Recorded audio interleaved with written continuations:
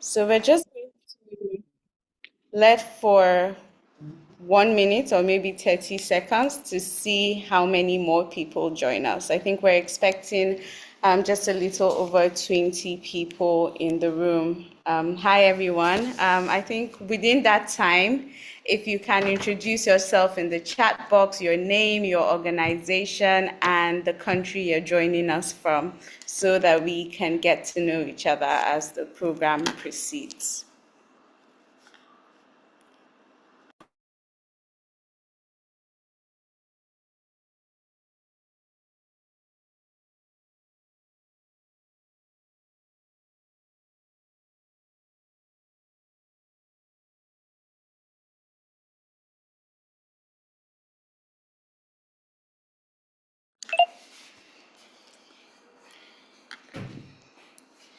So guys, introductions in the chat box, please. I'll start with myself. I'm Mairo Ibrahim, the Executive Director of Tunani Initiative. And we're here today because we want to discuss what would digital democracy look like in Nigeria, especially if we're able to expand our public hearing processes to include more youth. I'm glad to see David here. We're doing this program and the whole project in partnership with Youth Democracy Network. So thank you so much, YDN, for this opportunity. We're also partnering with other YDN members in Taiwan. So we have Azim. I hope he's on the call.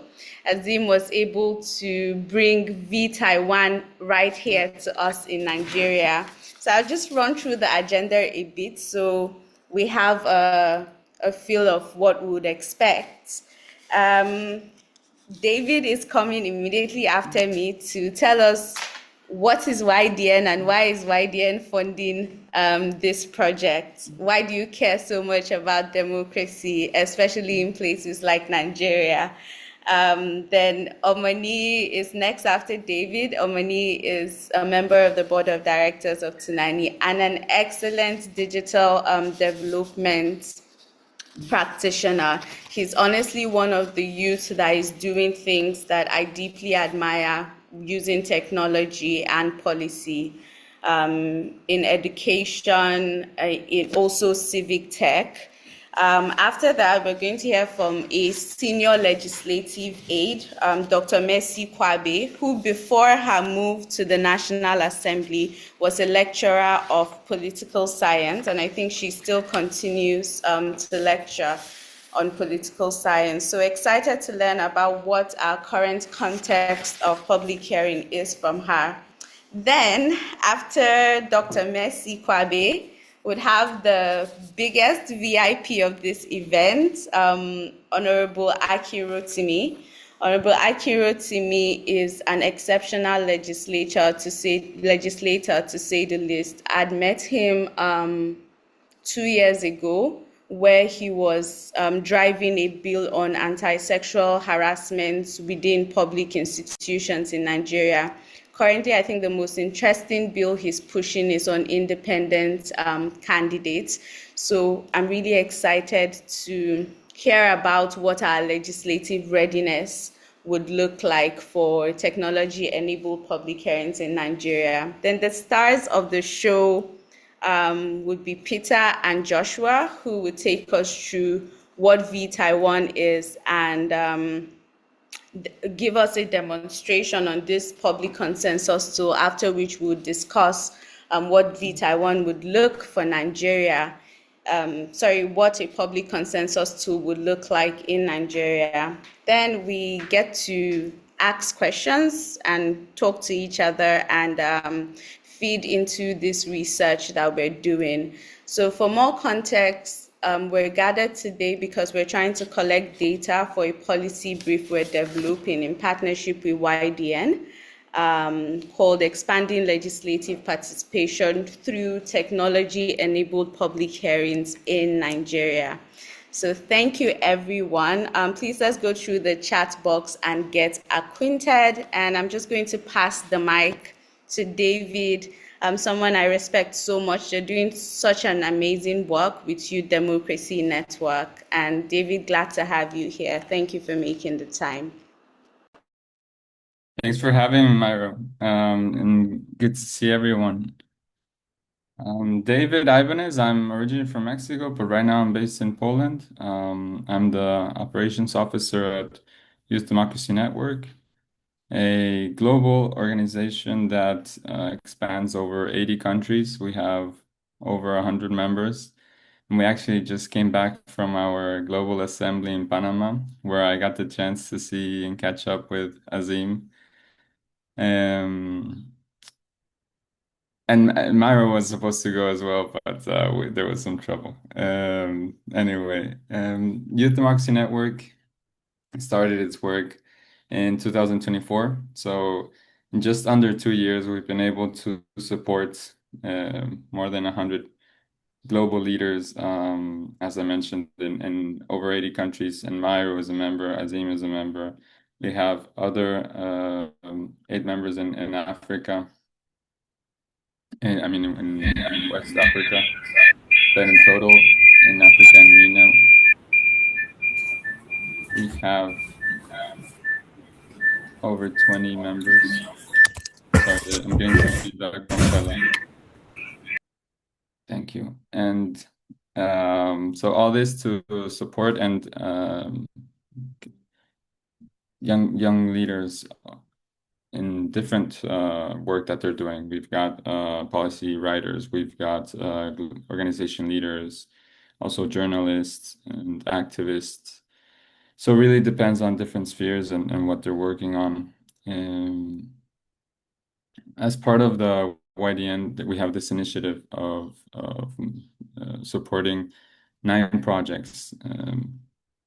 So we're working in this case, as for digital democracy, we're also supporting local artists, promoting values in Mongolia. We're also doing, actually related to democracy, in Bolivia. They're doing an app so that visually impaired people can read and participate in hearings and legislative hearings. So they did a session, right, with the parliament where they blindfolded all the members, and that way they could immerse themselves in what, well, blind people have to go through, right? So we're developing an app. Well, the YDN member from Bolivia is developing an app on that, and we're supporting them through that. Also related to access to the digital democracy and I guess overall knowledge. In YDN, we're developing an app called Twin. It's meant to be a mentorship software so that anyone from anywhere can access high-level practitioners in the social sphere. So we're excited about that. And anyway, we're really glad that Mairo invited us and was doing such a great work. Please, I invite you to stay connected with us. We've got channels on Substack or Instagram or whatever, and yeah, please feel free to reach out. We'll be yeah, if we could support in any way, we're excited. We're based in Warsaw, but as I mentioned, we have members all over the world, so we probably can collaborate in some way or another. Glad to be here, and I hope you guys have a great discussion.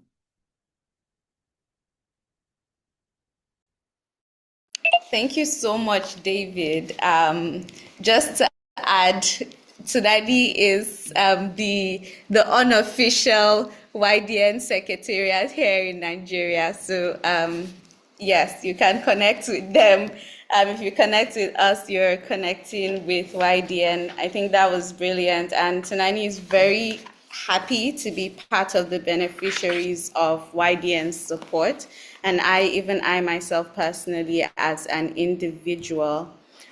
So we want to know next, what does youth, democracy, and technology have to do with each other? And for that, I would be introducing one of Tunani's board of directors, the very excellent Omoni Lawson. He'll tell us a bit about the work he does in digital development, which is just grand work. But I don't want to toot his horn too much. I'll leave that for Omoni to do that himself. So Omani, please, I yield the mic to you to take us through why tech and democracy is important, and especially for youth involvement and youth participation. Okay, thank you very much, Mairo, and thank you, David, for the introduction. For Mairo, you've been too kind. Yeah, my name is Omoni, as she has said, and I serve on the board for Tunani Initiative. When we're looking at youth engagement, we're looking at digital innovations and democracy participation. We tend to look at where the synergies are. And personally, I actually believe that Nigeria as a country is not new to civic tech. There are largely different aspects of civic technology that we've been using or we've come across. For example, when we're looking at transparency and budget accountability, a large number of us will know about budgets or follow the money by connected development or even tools like Udemy project from the Center for Journalism and Innovation and Development. So we're not new to civic tech, but when it comes particularly to public hearing, which is why we're gathered here this morning, I think it's something that is very, very interesting for us to really look at. Imagine a possibility where someone who probably is located in, let's say, Abak. Abak is a community in Akwa Ibom State, has a pressing need and is being able to reach the representative in the Senate without necessarily leaving Abak and coming to Abuja and participating effectively in public hearing. That's something we're trying to establish here. If whether or not it's something that will work in Nigeria or something that will actually push aside. Surprisingly, we have roughly about 80 million young Nigerians who are online as of today. And there's one thing to be online, there's another thing to also be productively connected. And part of what we'll be looking at today is we'll be looking at it in three lenses. The first would be access, the second would be trust, and the third would be evidence. So I think Dr. Kwabe will tilt towards the access corner, while Honorable Rotimi would focus more on trust, and then the vTaiwan team would help us look at evidence that already has happened in Taiwan as relates to public hearing and how we could model that for our Nigerian context. If I'm going to be honest with you, it's something that's very, very exciting, but more than being exciting, we have to look at the distinction between being heard and being counted. There's something that we always would say that democracy's oldest promise is that every voice counts. And the truth is that technology has made it possible for more voices to be heard than any point in history. And it's important for us to be able to find a distinction between voices that are heard and voices that are counted, which is largely why we're also here today to really have a deep understanding of how we can ingrain technology into the existing processes that we have, how it can bridge the gap in access, like the scenario I gave, people not necessarily having to leave their comfort zone or having to skip work, but effectively contribute to the existing process of public hearing. And then there will always be the legitimacy of trust. There will always be the legalities of how safe are this process is going to be. Can we trust this process? I will always remember our first engagement with the public committee when we visited, and the woman we met, she was really, really keen on whether or not privacy of data is being secured if we eventually introduce artificial intelligence into already established process. So that's something we'll also need to look at. And then evidence is something that I'm very, very, very keen on. And I actually believe that from the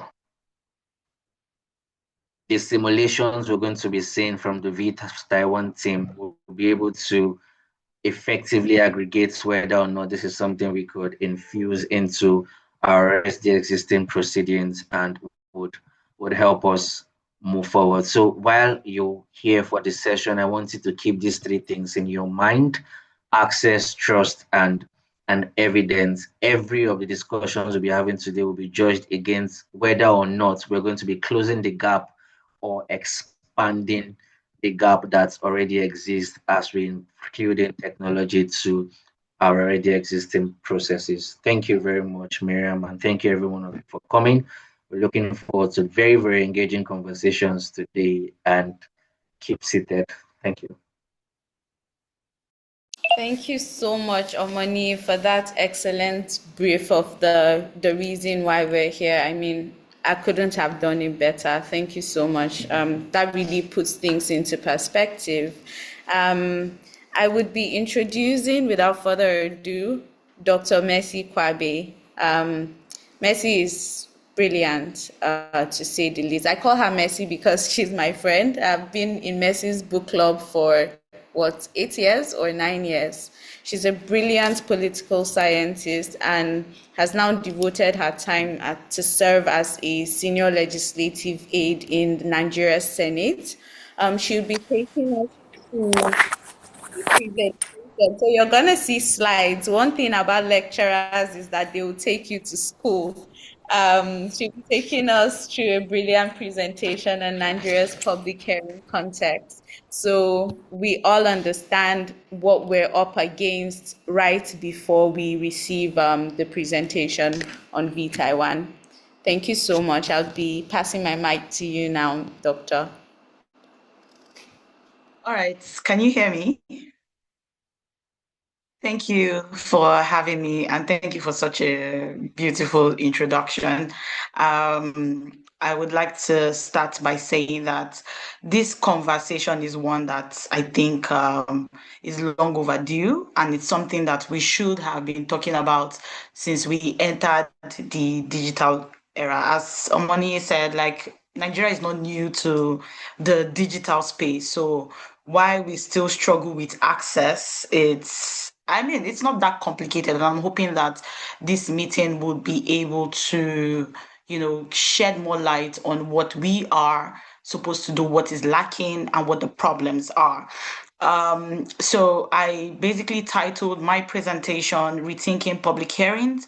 Sorry, Miro, is somebody going to present for me, or should I do that myself? Our comms is working on the presentation. Sorry about that. But if you're more Okay. comfortable presenting yourself, I mean, there's also that option. Let me try from my end. But it's It's just up that it's now. It's up now. okay. All right. So I can see it now. Thank you very much. So, what I'm going to be talking about very quickly in about 10 to 15 minutes is on rethinking public hearings, and we're going to look at an overview of the contemporary operations, the operations we currently have on ground in the National Assembly, what some of the structural barriers are, and basically what I think from my end can be a way forward to deal with most of this. When we talk about inclusion in governance, it is non-optional. Every citizen has the right to be included in their political system. It is your right, it is your civic it's also your civic duty, if I may add, because I always tell even my students, I say, if you don't participate in politics, you do not have the right. You do not have the right to criticize. So I believe that it's our duty as citizens, because we are all affected. Even if you think, oh yeah, I can somewhat leave the country at some point, I have opportunities. The truth is that this is where you come from. This is your This is your home. You don't know what would happen, that you might have to return back home. Do you want to return back to a place that doesn't have access that's not accessible for people living with disability, that is not accessible for people who are not in the center, which is one of the major problems we have, especially when talking about the National Assembly. So just to take you through what the public hearing life cycle is, I'm going to do a breakdown of what it takes. So when a bill is being proposed by either a senator or a House of Rep members, because we have two houses in the National Assembly, Nigerian Parliament, you have serves as the upper house, and then you have the House of Reps, which serves as the lower house. So when a bill is being proposed either by a member of the House of Assembly or the Senate, right, it goes through the first reading. After the first reading, if it passes the first reading, then it goes to the second reading. Once the second reading is done, it goes back to the committee, because every bill has to have like a committee. So you find that in the National Assembly, both in the upper and in the lower house, or in the Senate and in the House of Reps, you have duplicated committees. For instance, my principal has a committee that she chairs, right? Which there's also a replica of that committee at the house level. This means that both houses can push for bills, right? And then if it passes the system, then it follows the trajectory. So after the second reading, comes back to the committee. While it is at the committee, that's when they do all the corrections and then get it ready for public hearing, right? Now, when public hearing is done, it comes back to the committee, because a lot will go down in the public hearing. And once that is done, it comes back to the committee for deliberation and consolidation. Now, what this implies is that everything that has been said, everything that has been discussed at the public hearing has to be incorporated, as long as agreed upon and it aligns with our constitution and all the principles therein.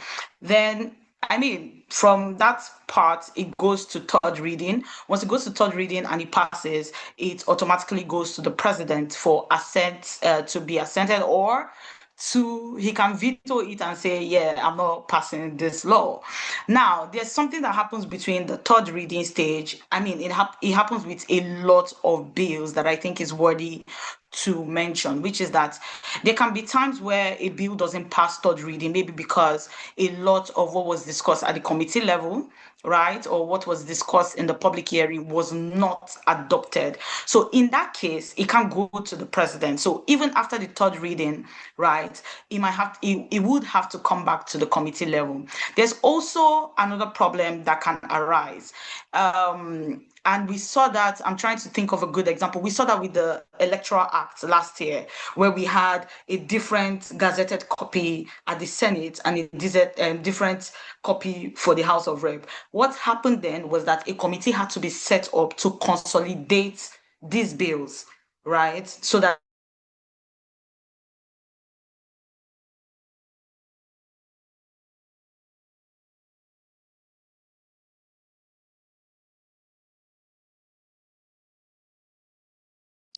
Senate and the House of Rep, Okay. and then it can now go for presidential. Can you hear me? Can you hear Yes, me? lost you for a bit, but you're back Okay. on now. All right. So I don't know if you heard me talk about how it can go back to the committee, so that they can consolidate both houses and make the bill more formidable for passing. Now, there's also some cases that are very dire, and depending on the chair of the house, so the Senate president, or in the House of Reps, they can decide to combine some processes. I'll give you an instance. When there's a rising security issue, and maybe there needs to be a policy or a bill, right, to address that issue, and we don't have time, because again, these 7 steps I just explained is a lot of bureaucracy, right? So to be able to cut some of those bureaucracies, the Senate can decide that we are going to do first and second reading at the same time, just to make it a bit swifter, right? Which is, I mean, a different conversation about democracy and bureaucracies. But these are the things that usually go on in the public hearing life circle. Something we also try to see, and I tried to point out in the previous slide, was that, when the notice of public hearing is done usually by rules and business, who is in charge of most of the bill, all the bills in the assembly, and then you go to the physical hearings, and then you have the compilation, as I explained. Yes, we can move to the next slide. So when we talk about friction points in civic entry, which is more about accessibility, there are three major parts that are very crucial to Nigeria. First of all is the geographical limits. Most of these public hearings are done here in the center of Nigeria.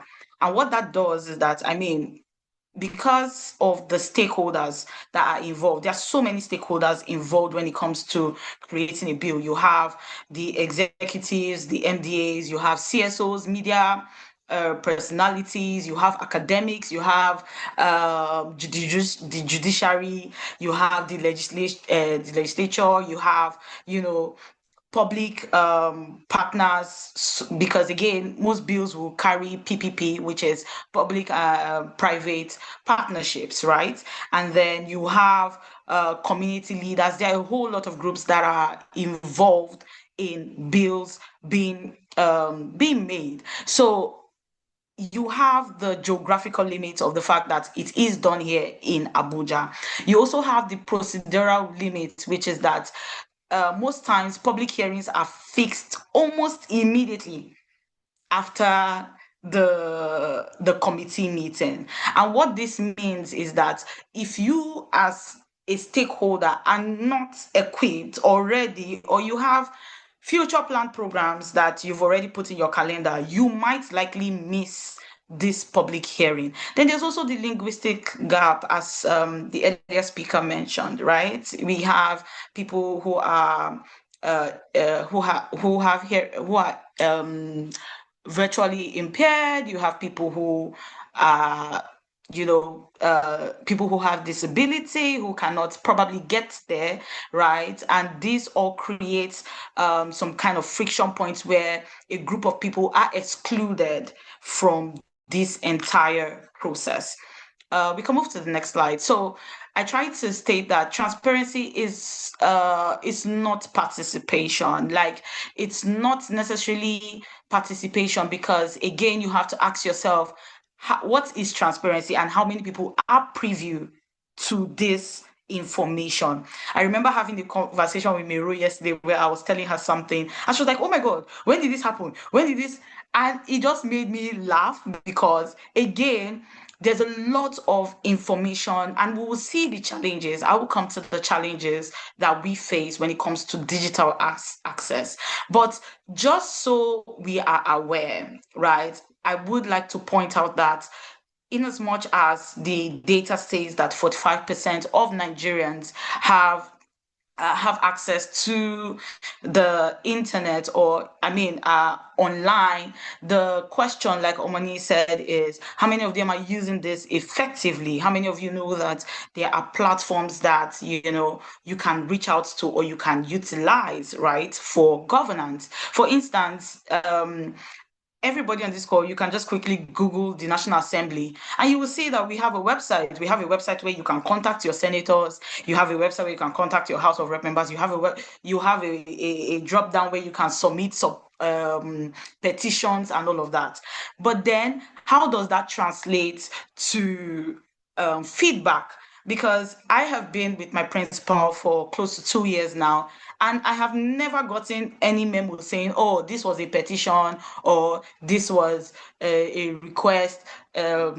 I don't even think we have access to that back end. We do not. I don't know if other offices do, but we do not have access to that back end where maybe somebody's trying to get in touch with us, and then we can now give them the information that they need. This is not something that exists. So it's not just about how many people have access to digital platforms, is how people are utilizing these digital platforms and what the feedback loop is. Does it come back to the people? Are we able to respond, right? Which is such a huge problem.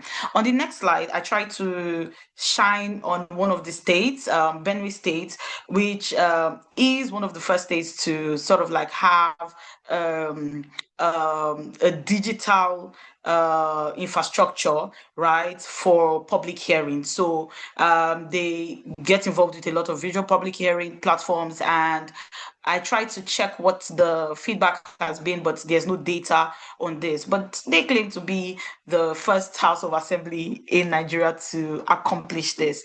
There are other states like Lagos, Ekiti that have some form of, digital platforms where citizens can request. However, again, the data does not exist to be able to see how that translates to effectiveness. I would also like to state here that even at the National Assembly, with the 10th Assembly, we know that all plenary sessions are virtual. So, I mean, the members have to be there, but you can access it on YouTube. You can watch and follow their proceedings. And most times I do that too, to see the comment sections on YouTube, to see how people are effectively engaging with what is being discussed. But then again, a problem, which is that what people are discussing, right?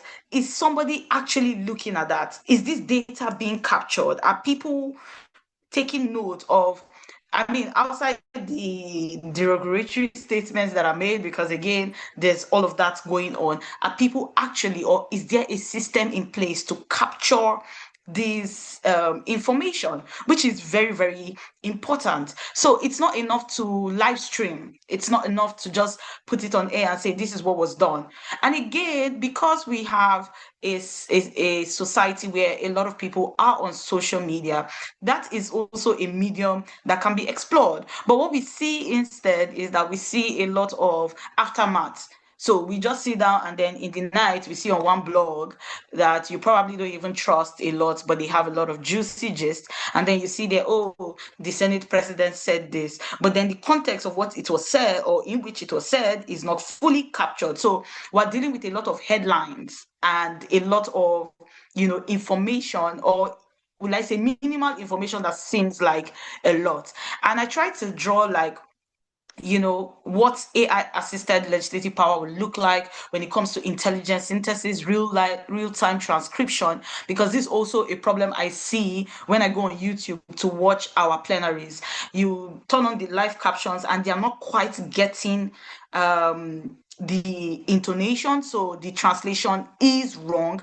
And then we have to also be very, very keen on what that translates to in civic engagement. So I have like some examples which I will not touch here, which has to do with what Brazil has done, what Estonia has done, and what Italy has also done. But in a nutshell, what they've done is that they've been able to, have a system where feedback is given quickly, bugs are fixed quickly, so that a lot of people can participate, and this has automatically translated to a lot of people from their homes, from wherever they are, from their offices, being able to participate in legislative functions, or where they come in public hearing. So what do I see as the current challenges? And I will go through this as quickly as I can. Poor management, which I have talked about. You have systems, like I said, you can just go to the National Assembly website and you will see that systems do exist, but what is the feedback loop for these systems?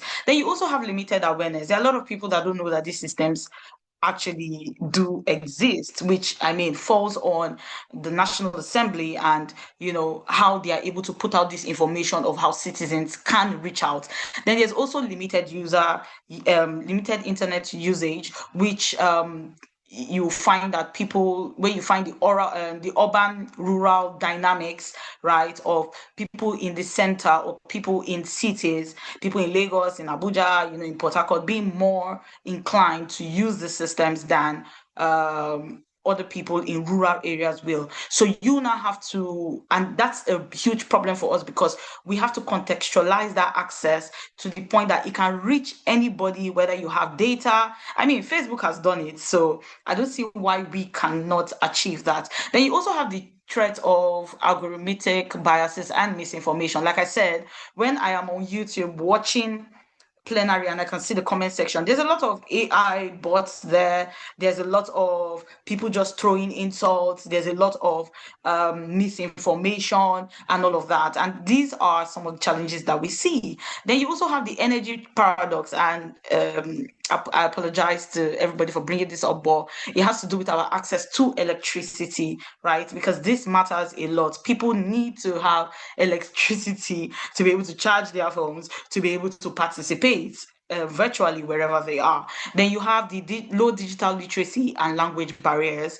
And I think this is quite clear because, again, a lot of people will have to be trained on how to access this, which means that it cannot be very complicated. Then you also have the information provision and administrative burden, because this work falls on the National Assembly. So is there the political will to do this? Is there the are there equipped staff to carry out this nitty-gritties of having to manage these systems? And I mean, I will give it to the 10th Assembly because this is something that they've talked about, the Senate President has talked about, and I have, a quote from him at the end, I think at the next slide. But what I think would be a strategic roadmap for us would be to mandate hybrid formats. We have to make it into law, because excluding people is not something we can afford to do anymore as a growing nation. Then we also have to, implement AI systems that can translate into languages for people. One of the things that makes me uncomfortable being in the center is that a lot of people just assume everybody speaks English or everybody understands English, but not everybody does. And we have to take this into consideration. Then we also have to build, chat interfaces, multilingual voices where people can ask questions, right, about things that they might not even have to speak to a person. We have to have FAQs that's very easy for people to access and very easy for people to get information. There's also a problem of the cycle of how these things are done, which are very short notice, that we have to work on. We have to make sure that things are properly scheduled. We have to respect people's timings. We have to work according to the schedule, and as soon as the schedule changes, emails should be sent out, information should be done so publicly on every platform, whether it's text messages, automated text messages, whatever it is. And this brings me to the quote of the Senate President, who talked about how where digital arena stirs emotions, the legislative process pursues resolution. It is through the instrument of representation that grievances are transformed into policy and concerns into action. So you can tell that, yes, the essence of digital access is very important. It is something that our leaders are aware of. But then how do we intend to fix that? And that's where I'll stop today. Thank you very much.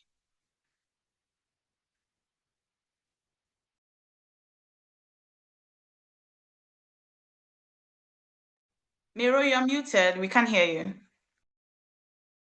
Oh, amazing. We're here saying digital technology, and here I am struggling with Zoom. Thank you so much for that amazing presentation. I'm just going to repeat what you said. Excluding people is not something we can afford to do for a growing nation, and I believe that so greatly. In the beginning of your presentation, you called our house the People's House, the House of Representatives, the lower chambers. I beg to differ. They are my star chamber, you Senate people. And thank you again for that presentation. Please, if you have questions, you can begin to note them down in the chat box, because we just want to stay on agenda, so we are respectful of everyone's time. It is my great honor and great privilege to introduce one of my favorite legislators, not because we see him a lot, because he's the spokesman of the 10th Assembly. He serves as the chairperson of the House Special Committee on Media and Public Affairs. But he's also someone who has championed bills that I care about personally.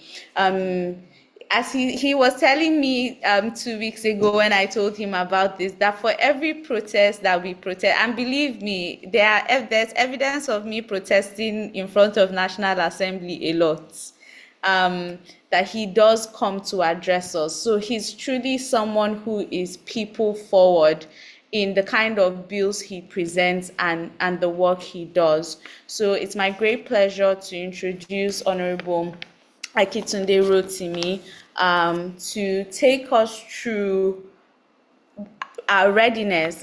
Tell us about, is the legislature, are we ready for a kind of transition into technology with our public hearings? Are we ready for tech-assisted public hearings in Nigeria? So, sir, I will be yielding the mic to you. Yes, thank you so much. Honorable, your turn.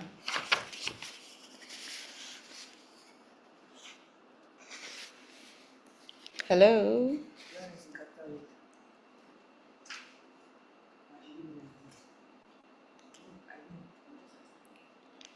I can see him. Yes, sir.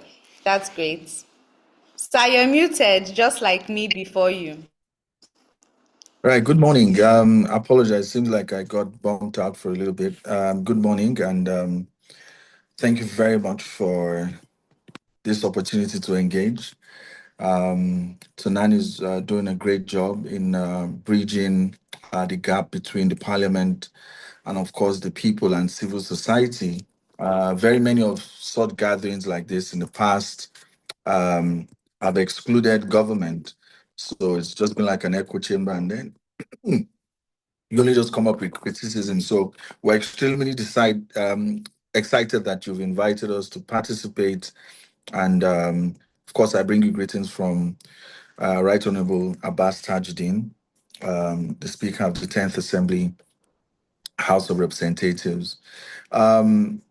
Going forward, of course, I must also remark that I'm extremely glad that the friendship between the people of Taiwan and Nigeria continues to deepen. I was in Taiwan last year on a delegation, familiar with the ambassador designate to the Nigeria Trade Office in Lagos, Ambassador Andy Liu, quite familiar with him. Last year we met with the Vice President Kim Xiao, and of course, other contacts in the Foreign Affairs Ministry, Dr. Lin Chelong, Ambassador Francois Chichong, and other people. It was such a great eye opener about the prospects of Nigeria Taiwan friendships. Starting out, I'd like to first of all start from the point that Mairo had raised that this issue about upper and lower chamber had always come into public discourse. Of course, we know that it has no grounds in the Constitution. Both chambers are co-equal, having the same weight in terms of its constitutional authority. This slipped into our, conversations, from the US, where, of course, they also have a bicameral legislature where the Senate was physically on an upper floor, in the Capitol, and then the House was on the lower floor, and that's where it came from, that upper and lower chamber. So it's inaccurate to say that any chamber is lower. I'd also like to also address the point that public hearings are mandated, by House or Senate committees. So it's not the House Committee on Rules and Business. The various House standing committees have, the mandate of the House to be able to convene public hearings and also be able to advertise and, have authority to legislate on that.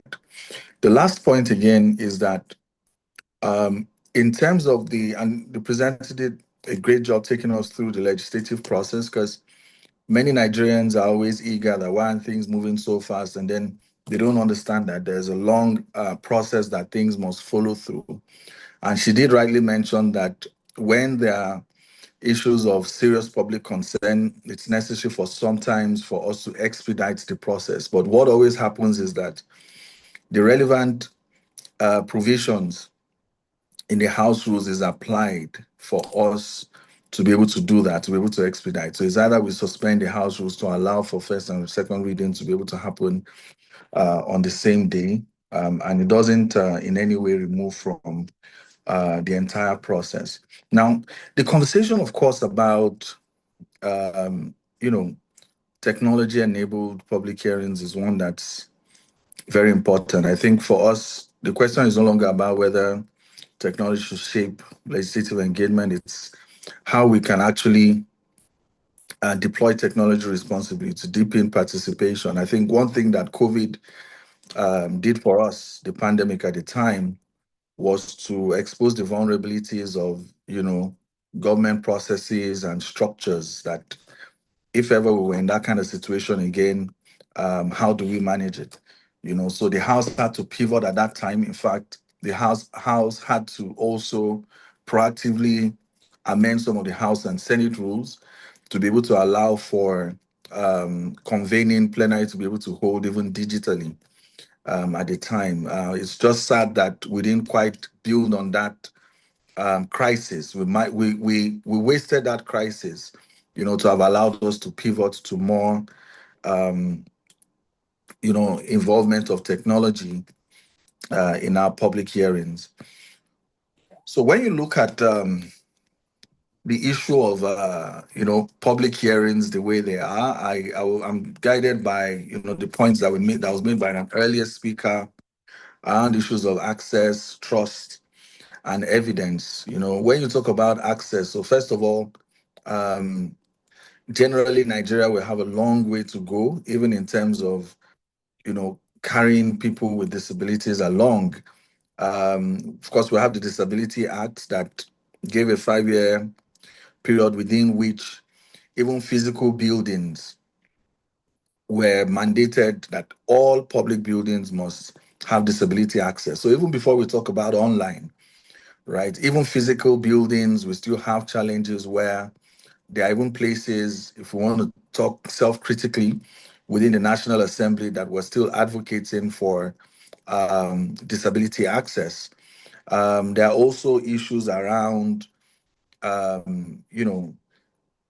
issues around access, like the previous speakers had also mentioned. We've tried to work with the current situation, not waiting for the perfect, like before we even have digital participation in digital public hearings. At least we try to make sure that the proceedings in both the House and the Senate are streamed online, are available online for people to be able to follow. In our proceedings, we also make sure that we have a sign language interpreter during both the Senate and the House proceedings. So there are efforts. There are efforts. I must make mention that at the time that we came into the National Assembly in June of 2023, our legislative agenda actually did make those provisions. We did make those commitments that it was one of the things that we're going to do to have more accessible public hearings and also digitally accessible public hearings. It takes a lot to be able to get to that point. It's not something that's done overnight, but the commitment remains. Like I said, there have been increasing efforts, in that regard. Of course, there are a lot of very huge structural gaps, even in terms of acceptability of digital public hearings, in an analog system where people expect that people should come physically. So, for example, when a public hearing is going to hold, the House rules actually specifies how you communicate to the public to inform the public that this hearing would hold. It will say you have to advertise in a certain number of newspapers. So it actually carries those specifications, which doesn't even make room for digital publicity to say physical newspaper. And then even when you want to make presentations or present memoranda, you are asked to bring, in most cases, up to 30 physical copies. So, even in terms of access, before we even talk about disability access, we're even talking about economic access, because you're asking people to go make long photocopies of something that could just be provided by a flash drive now. So those are some of the things that also need to be corrected to allow for more digital participation. So, for example, even though this is not exactly public hearings, but issues around public petitions, it's also some form of what's it called? A public hearing. And it's something that is very important to Nigerians. The previous speaker had done well to talk about being able to access representatives online through the National Assembly portal.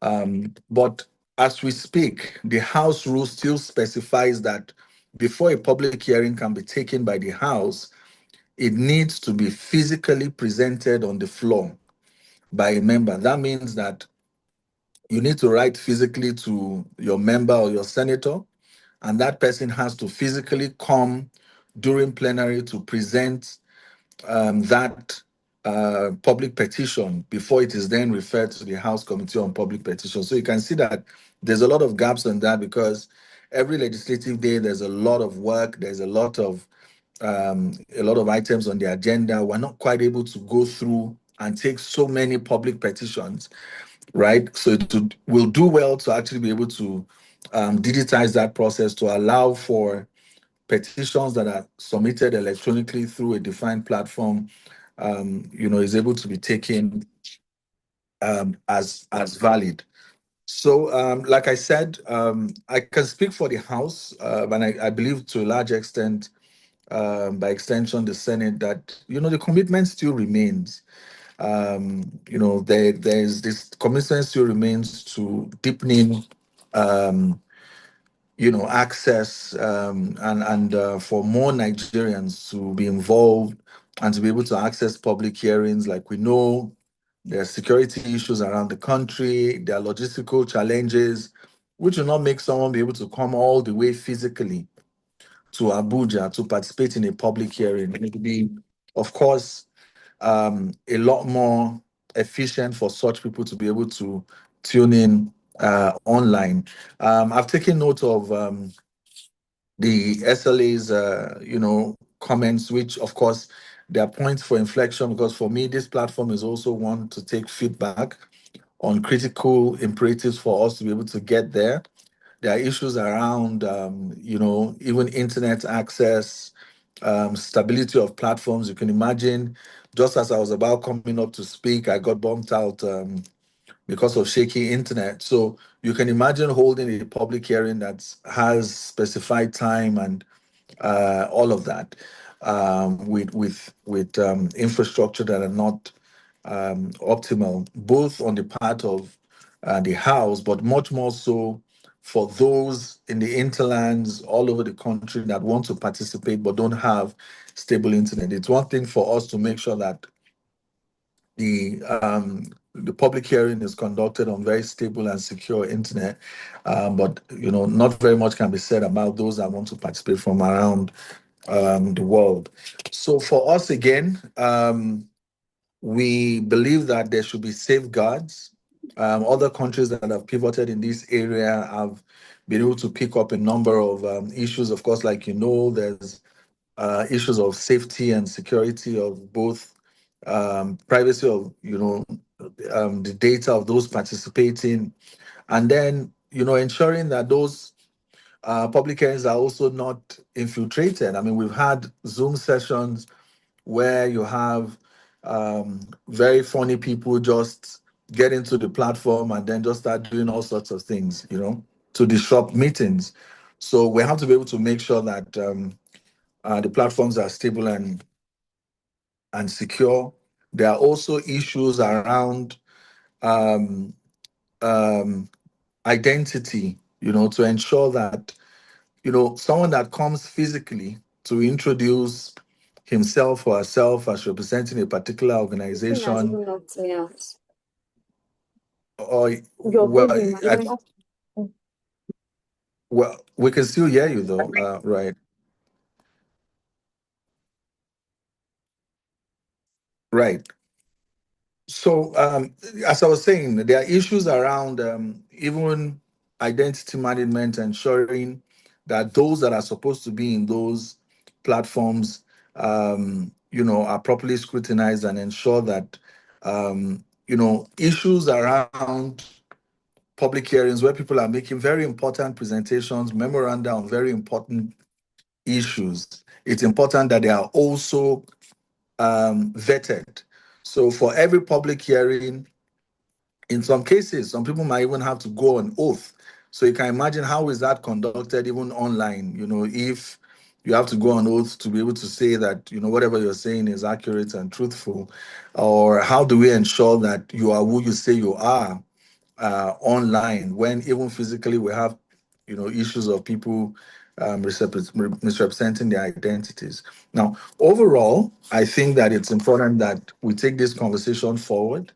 Young people, of course, we know are in the majority around, the country at over 70%, and they are digital natives.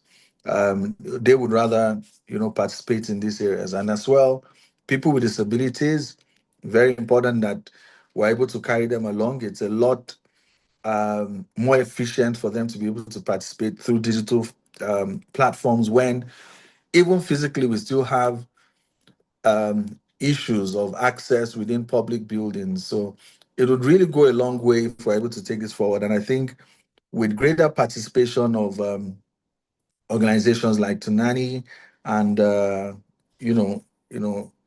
our friends from Taiwan and other parts of the world, we can see how to start moving in the direction. My suggestion would be to look at a few house committees, that are, very forward thinking. So, for example, the House Committee on Public Accounts, I know, led by Representative Bamidele Salam, very progressive young person that, I'm sure will be willing to listen to suggestions to see how to pivot, one or two, pilot uh, you know, sessions, public hearings. They are one very, very active committee because they have a lot of work to do. So there's almost no day that they are not having one for some of session or the other.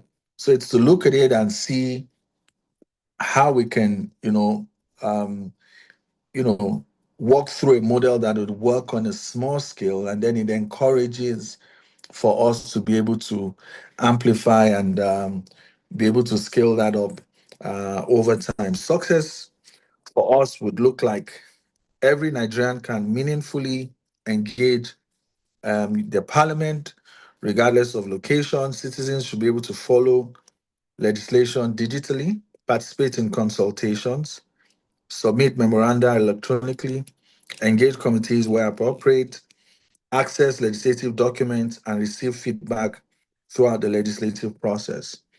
Technology certainly should make Parliament more accessible. Better participation should therefore produce better legislation, and better legislation should also strengthen public trust. For us, that is what we'll continue to work on. It's 3 years into this assembly of the House of Representatives, and we're only too happy to work with organizations like Tunani and others to look at areas in which we can develop and improve our proceedings so that truly all that we're doing is reflective of what we like to call ourselves as the People's House.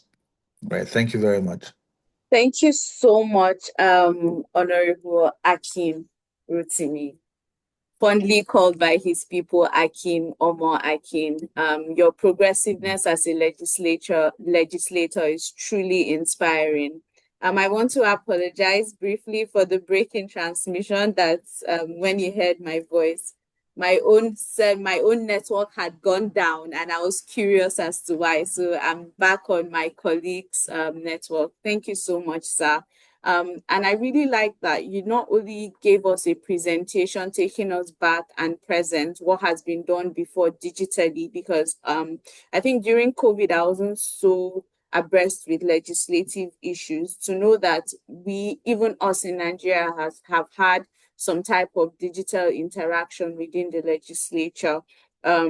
Shows that the project we're doing is one in the right direction. Thank you also for the next steps in terms of how to go about deploying whatever technology will be created. For us, this is research, and that's why we have both people from the National Assembly here and also civil society, and also people in civic tech. We do the research, and we hope that could be Tunani, it could be any one of us on this call, will pick it up, pick up the baton and run. Things work together with collaboration. Joshua, I can see your hand up. Thank you so much. You soon have the floor. I think Boye left a question, Boye Adegoke. And he said, I'm just going to read his question out now. It doesn't need a response now, but because he's leaving shortly, I would want him to hear his question being read out. He wants the speakers to reflect, and he hopes that he'll receive responses later. But he said expanding virtual participation in public hearings is important, especially given travel costs and short notice. However, meaningful participation also requires timely and free access to the bills being discussed. In the past, full copies of bills were available on National Assembly and CLAC websites. Increasingly, they are difficult to obtain. I recently declined a television interview on the amended, I beg your pardon, NIMC Act because I could not access the bill as passed or the final act. He doesn't want to rely on government summaries. So his question is, how can public hearings be genuinely inclusive when citizens, journalists, civil society can't consistently access legislative text? Thank you so much, Boye, for that question. But without further ado, and I hope that is something our next session will touch on, I'll be inviting two brilliant young people who are championing a tech called vTaiwan within their country, Taiwan. I first learned of vTaiwan last year when I started. I hope I'm still on. Okay, please just, okay, that's great. I first heard of vTaiwan when I was researching on AI and democracies last year. And ever since then, my curiosity has been sparked that there's a tool available where government officials and the public can make consensus. And whatever consensus they do, 80% of has led to law. I found that very amazing. Now, Nigeria is no Taiwan. We have over 250 million people.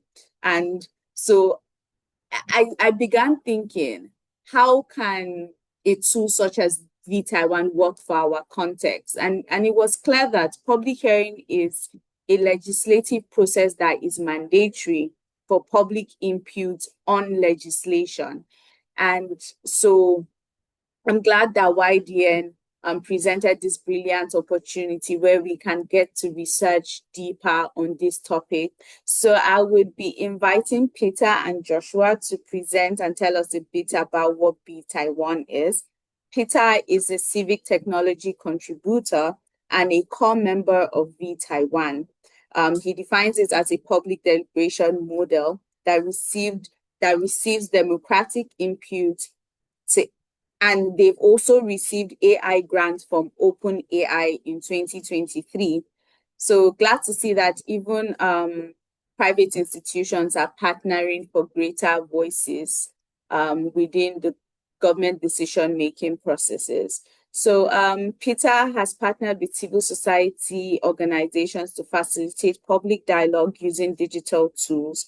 He's currently an LLM candidate at NTU Law, and he is an ISF 2005 Global Fellow with the Special Competitive Studies Project in Washington, D.C.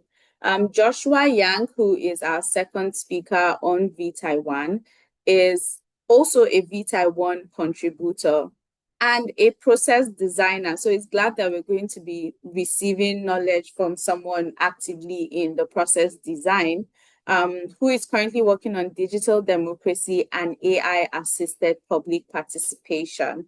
So I'm going to yield my mic to their quite lengthy, I think it's over 40 minutes of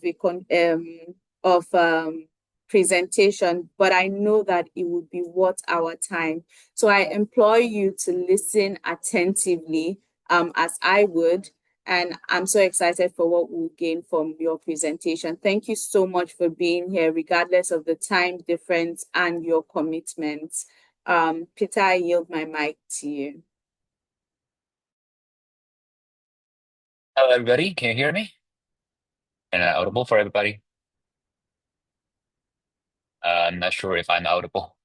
Anybody can anybody hear me? Okay, great. I see thanks Mairo for your support and your team members. They are also amazing.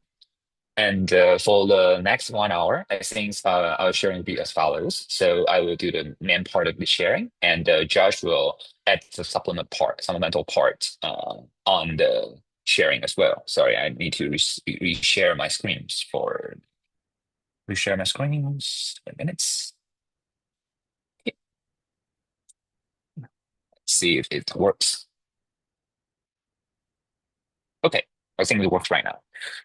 So I think I will do the main part of the sharing, and Josh will add supplements to the sharing slides too. And after the sharing for about 40 minutes to 45 minutes, we are going to do the demo of the tools of the demo. And Josh will be mainly in charge of the demo of our tools that we developed recently, and with teaming out with the Switzerland NGO. Okay. So first of all, today's sharing is about AI for public deliberation, or AI for public hearing. And what we want to do is that we want to share the vTaiwan's experience in civic tech, democracy, and also the collective intelligence.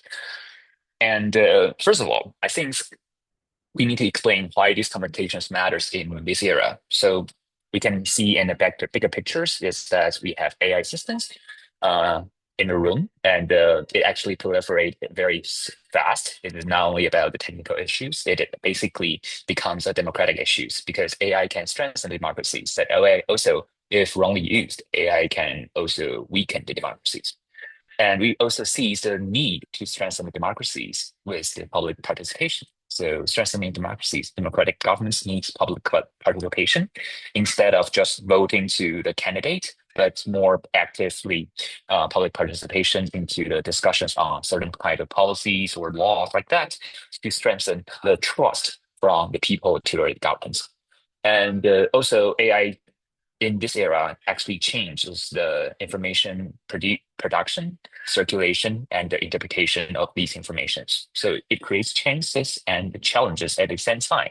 So how could we navigate it through the chances and deal with the challenges can be very important issue. And finally, for the AI itself, it also needs to be governance. So how do we actually make AI align with our values, or make AI a good technology, trustworthy technologies that can really benefit the whole society? Is also very key missions for us. So today we are going to share, first of all, the story about vTaiwan and the different digital tools that we have, and also the really important project, OpenAI projects in 2023, and how we're starting from these projects to using AI to build some experiments on public discussions. And finally, we are going to introduce our first stage of interactions with digital tools and AI technology. And finally, it will end on some general principles that we have learned from the journey. So first of all, it was a story about vTaiwan. So I think Mairo and your team members do some research on vTaiwan, and you were thinking that vTaiwan is kind of like a government working with the private entities, or like working with the NGOs or communities. But I would say vTaiwan is actually being breeded and being raised up by the civic tech community in Taiwan. So the civic community in Taiwan is basically the cradle for vTaiwan. And how does the civic community is formed? Basically, it is formed by different kinds of elements. We have very vibrant civil society in Taiwan. We have tech professionals because Taiwan is famous for making chips and the computer segments like that. So we have a lot of like software and hardware engineers, and these tech professionals becomes the base for the civic communities to happen. Also, we have the open source movements originally initiated in the United States in 1990s, and finally it comes to Taiwan between 2000 and 2010. So this open source movement actually raised up the people's awareness about technology and how technology can change the society. Also, people unsatisfied with the governments, so people is motivated to do something. Even the engineers, they are motivated to do something with their professionals. So with their professions. So that is why we have the civic tech community. And originally, these communities do not exist, but just a series of hackathon events. But finally, the hackathon events have participants, and these participants keep coming back to work together to working on the same projects. Then finally, hackathons breathe out different projects, and the projects bring out the community. And the digital participation also grew aside with the open government movement. So I think we have the participants from OGP in Nigeria as well. So open government movement is also very critical toward how to make government more transparent, how to make the policy design and policy process more accessible for the people. These are also happening in Taiwan, especially 10 years ago. And the key question is, how do public participation become the real part of the policy making? That is the original thought. But how should these kind of things be realized? It's because of the sunflower student movement.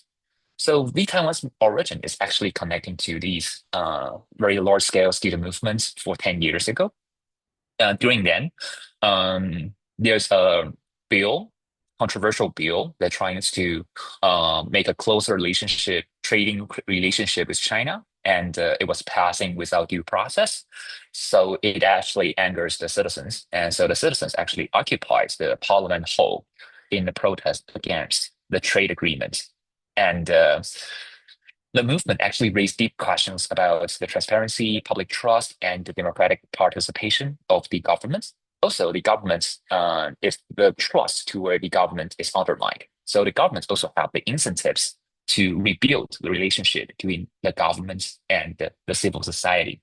So that is why during then, a minister, Minister Tsai, who is originally a lawyer, proposed that we should build up a new platforms between the government, civil society to create the digital democracy model. And that is how vTaiwan is originated. So what is vTaiwan? So as I said, vTaiwan is a civic tech enabled public deliberation process for digital policies and democracies. We have several features. First of all, it's open. Everybody can join. It is participatory. Everybody can become a participant and make some changes into the initiative. And we also invite multi-stakeholder to come to the discussions, which means that we will not only look at the numbers of the participants, but we look at the different backgrounds of the participants. Try to make sure that every discussions involve as many diverse backgrounds and many different backgrounds people as possible. Also, we are transparent. So if you search vTaiwan.tw online, you'll get into our website and you will get into our co-editing note we usually use for record down every weekly meeting and everything on that. So basically, you can find out everything about vTaiwan on the website. And finally, it is community-based. It is supported by the vTaiwan community, and also under the behind the vTaiwan community, there's also a larger civic tech groups, GovZero community. So vTaiwan is not only a website; it's a process, a community, and a system. But also, right now we are also designing our tools for our own process, and we will explain the reason later. So the structure of vTaiwan, it can be divided into two stages. The first stage is that the government is more actively involved into the process, which is between 2015 to 2020. So during then, there's a special government unit called PDs in the government to support the vTaiwan's working. And also we have the institutional and legal support coming from Science and Technology Law Institute. this is a think tank in Taiwan, but supported by the government to support vTaiwan's entity, because during then vTaiwan do not have legal entity, so it will be very challenging for us to do the fundraising by ourselves. But with the support from the STLI, we are able to do the fundraising, receiving resources to support the events that we are trying to do. And also, we have the support from civic community governor.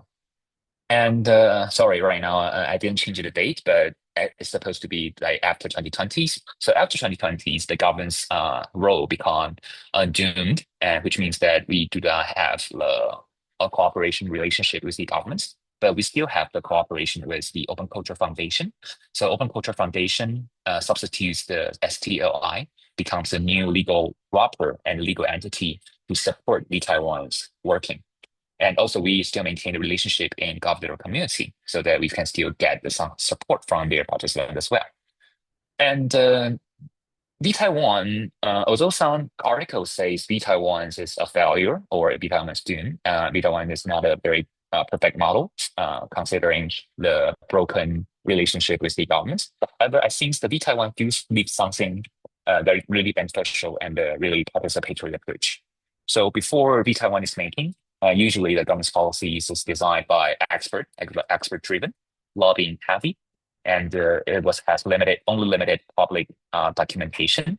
The participation only happens too late, often happens too late. So you can see that the 2014 Sunflower Student Movement, the people using the social movement to trying to violently change the situation. And the reason is that the people can only know that when after the law is officially passed in the parliament. So it was too late. So that is why the people taking the very extreme means to dealing with the situation. And after vTaiwan is formed, I can see that it is actually. Oh, yeah. Sorry, I just see the messages. So I will share the slides afterwards. So no worries about that.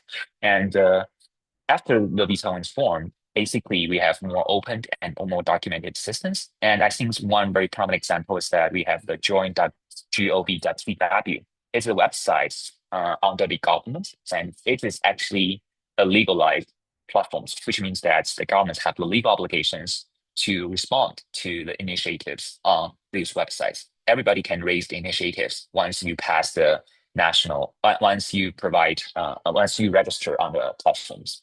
So everybody can raise the issues and raise the initiatives. And if you can get the support for like 6,000 people voted for you, then you're able to force the governments to reply to your initiatives or offer official response to you.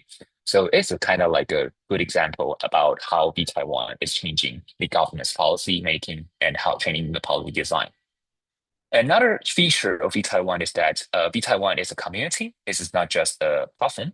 So basically, I am the core contributor of the vTaiwan, and which means that I will be in the weekly meeting every week, and I will in charge of a lot of different things. I will taking a lot of jobs from the vTaiwan community. And for Josh, I think Josh is a core contributor as well, taking a lot of jobs and doing a lot of contribution in the communities. But even though you are not like me or Josh sparing a lot of time on vTaiwan's working, but you can still become a micro contributor, light contributor. You contribute to the discussions, or different levels of contributions can still be made. Even small contributions, sharing a link or attending once the meeting actually matters, and it can actually creating a more vibrant community from different participants. Also, for different participants, they will also be more flexible to participate into the community. So I think that is also the very huge difference between having a community and having an organization. Because if you're having organizations, everybody needs to have a title, and it will be less flexible for people to participate. And for vTaiwan's process, we actually have 7 different steps. So at first, it will be the issue setting. And after we setting up the issues, we will trying to find out the right stakeholders covering or involving into the issues. And we will do the online consultation using some tools like pollers or other opinion gathering tools. And then we'll go moving on to the opinion analysis. We have some tools, or Polis itself can also do the real-time visualization of the opinion, showing different kinds of opinion clusters as well. And after we do analyze the opinions and finding out the most divergent part, we can move on to the face-to-face deliberation. So we will have a meeting inviting different stakeholders to come, and we discuss on the most divergent issues that we have found it between the online consultation and the opinion analysis. And also, we will have, after we do the face-to-face deliberation, usually it's not only face-to-face, but it will be a hybrid ones, allowing more participants to participate online. So after we do the hybrid face-to-face deliberation, we'll do the consensus documentation, trying to write down what we have during the discussions. And finally, these documentation will become the policy response or public reports. So we use different kind of digital tools, and these digital tools are embedded in different segments, different stages of the process. And this is the first lesson I want to share, is that when using the tools, you need to make sure that you know what is the problem you want to use the tool to solve, which is really critical. Okay, let's move on. So we have different tools for the democratic functions. First of all, we have co-editing notes. And for the opinion collection, we have Polis. And for online, for the hybrid meetings or weekly meetings, we have online meeting platforms. And we also use interactive tools to make sure that, since it is hybrid meetings, so usually people participating online will be isolated from the real-time discussions in the room. So how to navigate these kinds of challenges, we will need some interactive tools to make people in person participate and online participants align with each other. And after we collecting the information through the opinion collection and the deliberation process, we will also use SenseMaker to do the consensus reaching and the visualization. And finally, after we reflecting on our process, I think we developed a new tool called Healer Run, which Josh will demo and doing a more detailed introduction afterwards. So co-editing nodes, we mainly use HackMD, and HackMD is basically by its name, you can know that it usually provides you with a MD file. You can also doing outputs of PDF file, but mainly it is on the MD files like that. So MD files is really important because in the AI era, we know that MD files is more friendly toward AI consumption. So if you want to make the AI models understanding your documents more clearly, understanding the different layers of the document, the MD file will have more advantage than pure PDF files like that. And the change it brings is that, first of all, it can be transparent and open to edit. Everybody can do it, but also it can be very easy for newcomers to do on board. You don't need to do the onboarding by yourself, but you can just let in, okay, we have collecting a lot of different notes, so you can just read it and read it first, and if you have any questions, just feel free to activate like that. So it can reduce the onboarding efforts for the organizations. But also there's some risk because HackMD is an open platform for everybody to edit it, especially when we are using the GovZero's HackMD infrastructure. But however, we find out that recently that there are some malicious users, they are using the GovZero's HackMD platforms to do SEOs for the gambling websites, for the pornography websites like that. So how to make sure that the malicious users' abuse can be mitigated can be an issue to think about. Another tools we use for opinion collection is Polis. So Polis is an online opinion polling platform. It is open source and it has high interoperabilities, which means that if you want to build up your own Polis servers in your country, you can actually use Polis coding downloaded from the GitHub, and then you can set up a server by yourself. So that is why we have polis.tw as well, because Audrey Tan, when she is in the ministry, and she built up a independent server in Taiwan to host Polis services. So right now we actually do a lot of polling and the opinion collection on polis.tw. And what is Polis really advantage on is that it can show the real-time clusters and the visualizations. So Polis, the whole Polis work is like this. So everybody can upload their opinion, And under the opinion, people can choose agree, disagree, or neutral. So the systems will analyze the results, the feedbacks coming from the different users, and to see whether these opinion is getting the consensus from the participants, or whether this is more divisive coming from the participants. The advantage of the polis is that it's language neutral. It is not based on the language analyzation of LLM, but based on the feedback offering by the participants. So it is a really good advantage to prevent that some language might misleading the whole analysis to happen. And we have online meetings. Online meetings means cooperations and participation beyond borders, just like us right now. I'm in Taiwan, Josh is in Switzerland, and most of you are in Nigeria, but we can still having in the same room and doing discussions together. And also it creates a advantage of expanding the diversity and reaching out to more people. But here comes one new question, is that how to ensure the participants in the room and the participant online are aligned.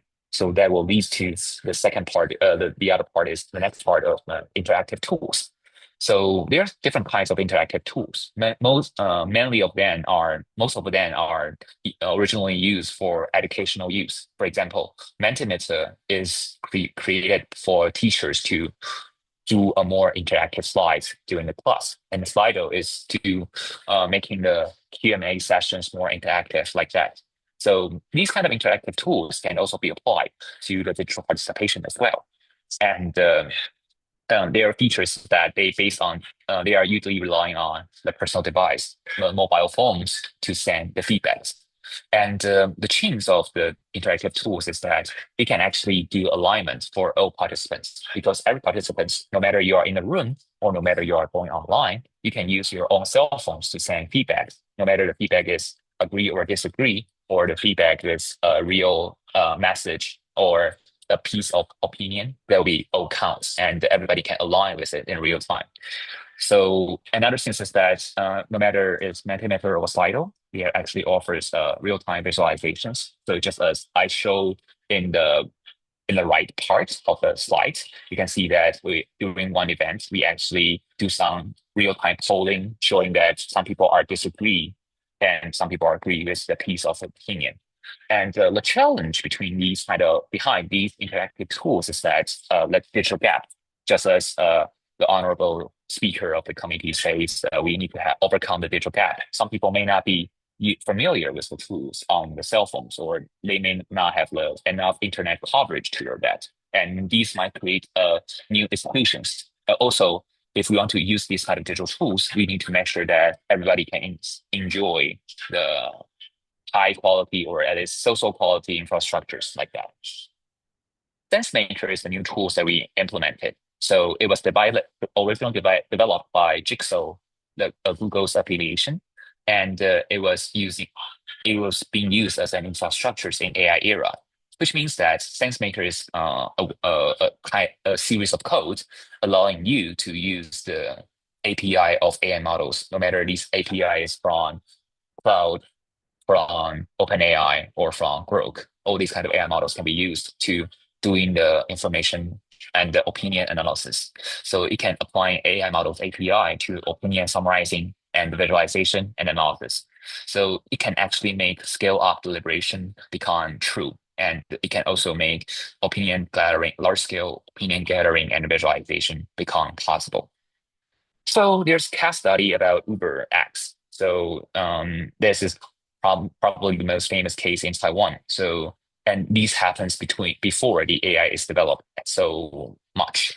So during the Uber cases in Taiwan, people having a lot of different ideas about whether Uber or these kind of new services should substitute the taxi industry. So basically, Auditon during then, she orders a meeting, and so we have the vTaiwan to do the deliberation on how Uber should be governed in Taiwan.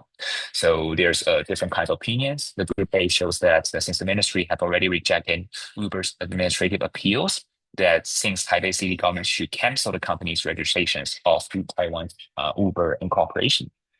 Well, another thing, people thinking that they are mean like a social attitude towards the Uber spaces. They thinking that, well, if I can take a taxi, then it's fine. So they are not posting a really negative attitude toward Uber spaces like that.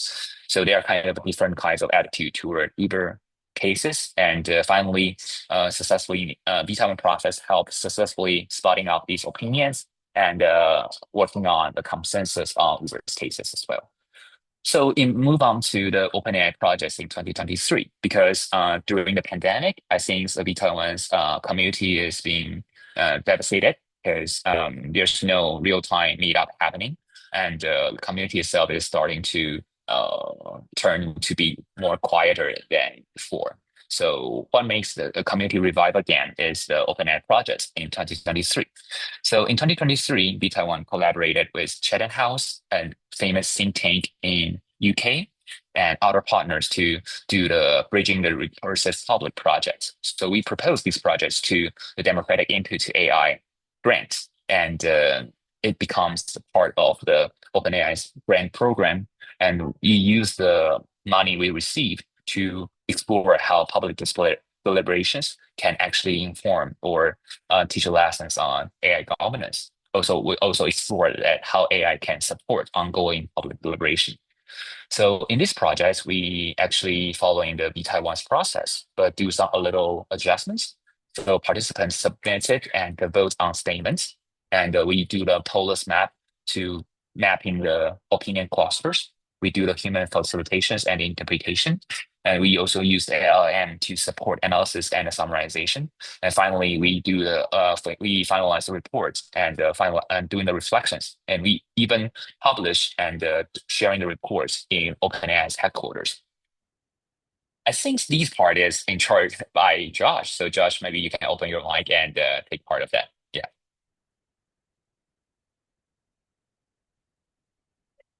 Hi, Josh. Can you open your mic? Okay, yeah, let me just quickly share my screen as well. Maybe that will be easier. Okay. Am I sharing my screen now? Yes? Okay. And you can all hear me well, right? Okay.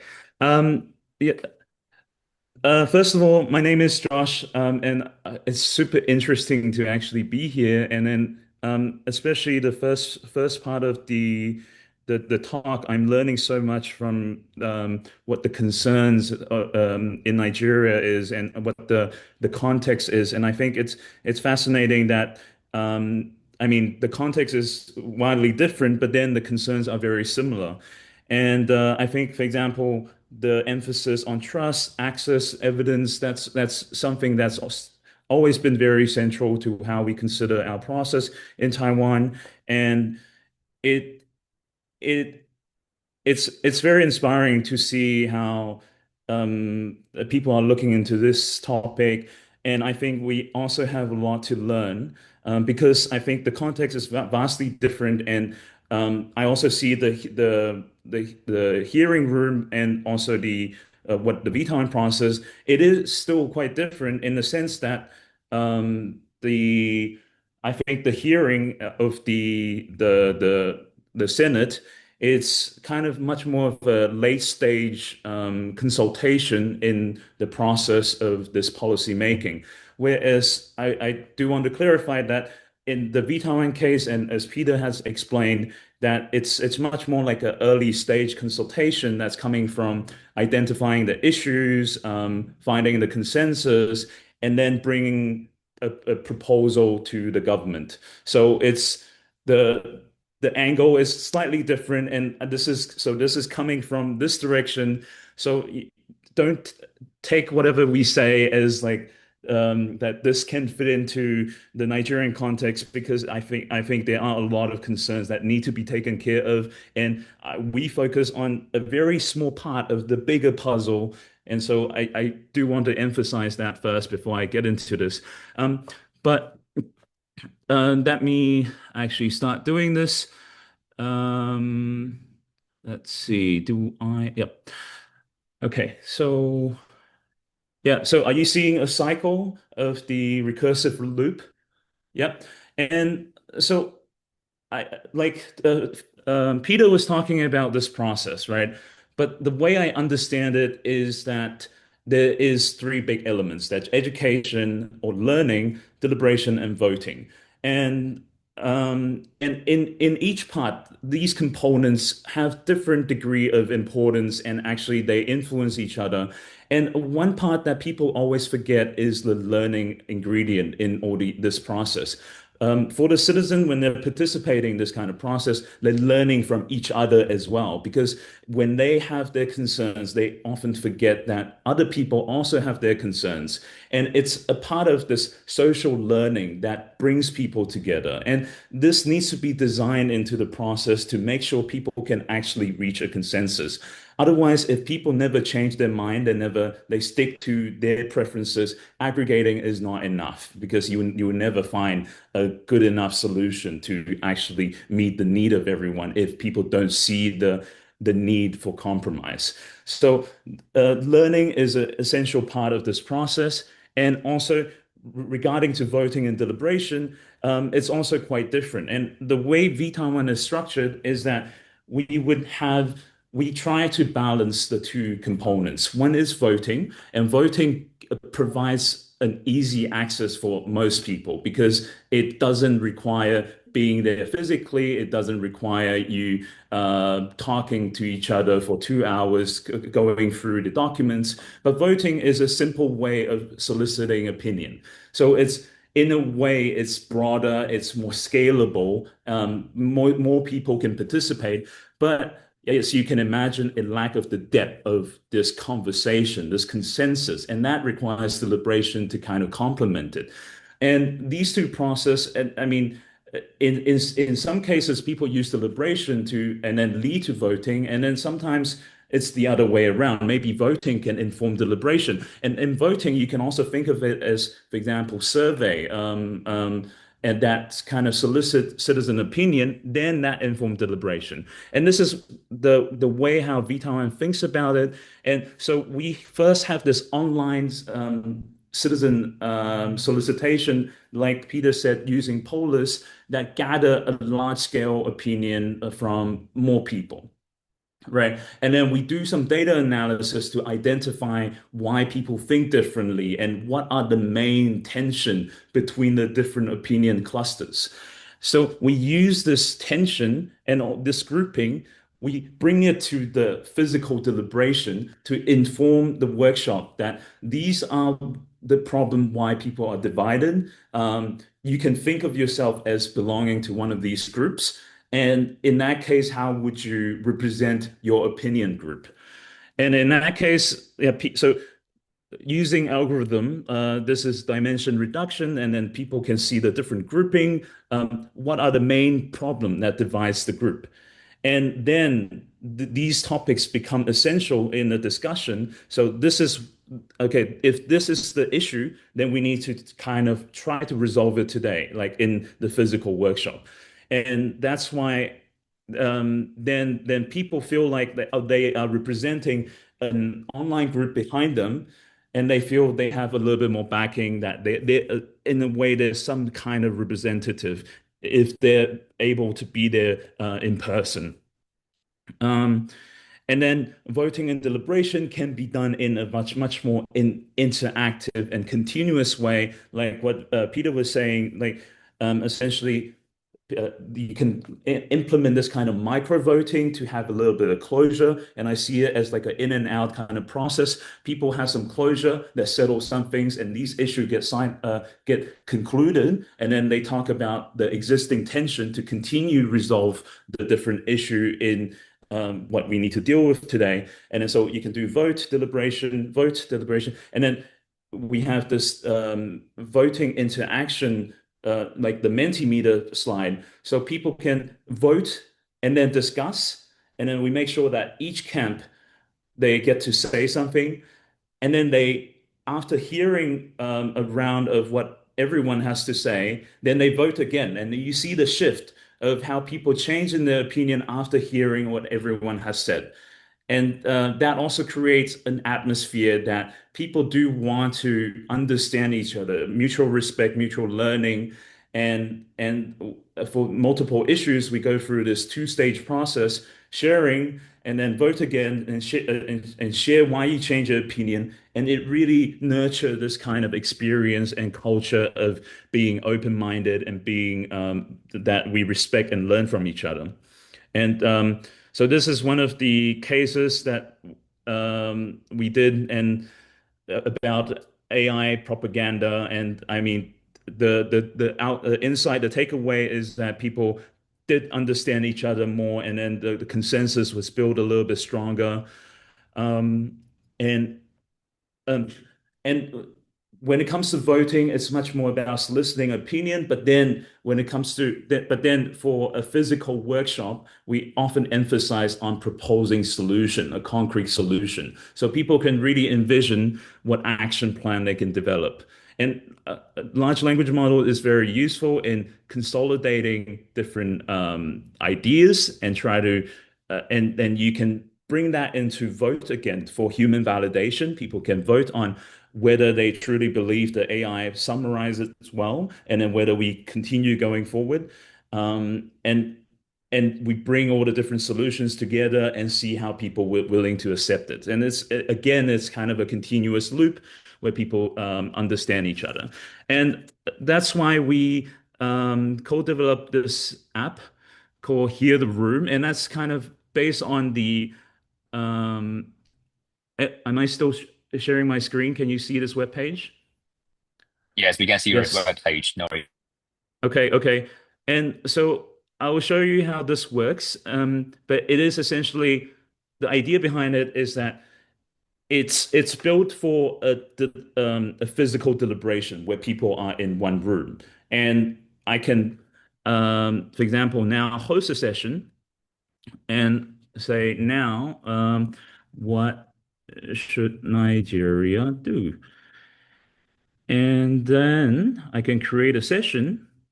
Now I can share this session with all of you. And if you're interested to play around with this, let's see, I'll put this in the chat. And you can click on the link to join in on this session. Um, and essentially what it does is that it would record what the room is saying, but I have the microphone now, so it's only recording what I'm saying. But when I have some sort of argument, like for example, public hearing should build on the basis of trust, or we need human to be involved before AI is involved, or simple solution is always the way to go. And I'm just giving some random example. And then over here, the voting cards start to appear. And then I'm not sure if you can see it on your screen, if you're participating in this, that you can essentially swipe on these voting cards. And I mean, these are probably not so controversial, but in a realistic scenario, if I'm talking about some more controversial issues, then people can disagree with me very quickly. And I mean, maybe I should say something controversial. Say, we wasted the COVID opportunity to engage with digital tools. Well, it's not controversial, but it was a fun statement to have. Um, let's see. Yeah. And so you can see my screen and also your screen to see, and you can vote either way. If we have three people that have voted, then we can generate some sort of result. But let's see. Yeah, so six people have joined. Uh-huh. Is it working? Yeah. Okay. Okay. And by the way, on your end, now you can also add a statement for people to vote on. So this is built for also people who are just listening to the conversation, the deliberation online, And we think about all these process in a hybrid way that people should be, I mean, there is a strong value of people being in presence, talking to each other, face-to-face understanding, but there's also a value for access where people can join the process online. So you can also put down, even though the microphone doesn't pick up your voice now, and you can still add your statements for other people to vote on.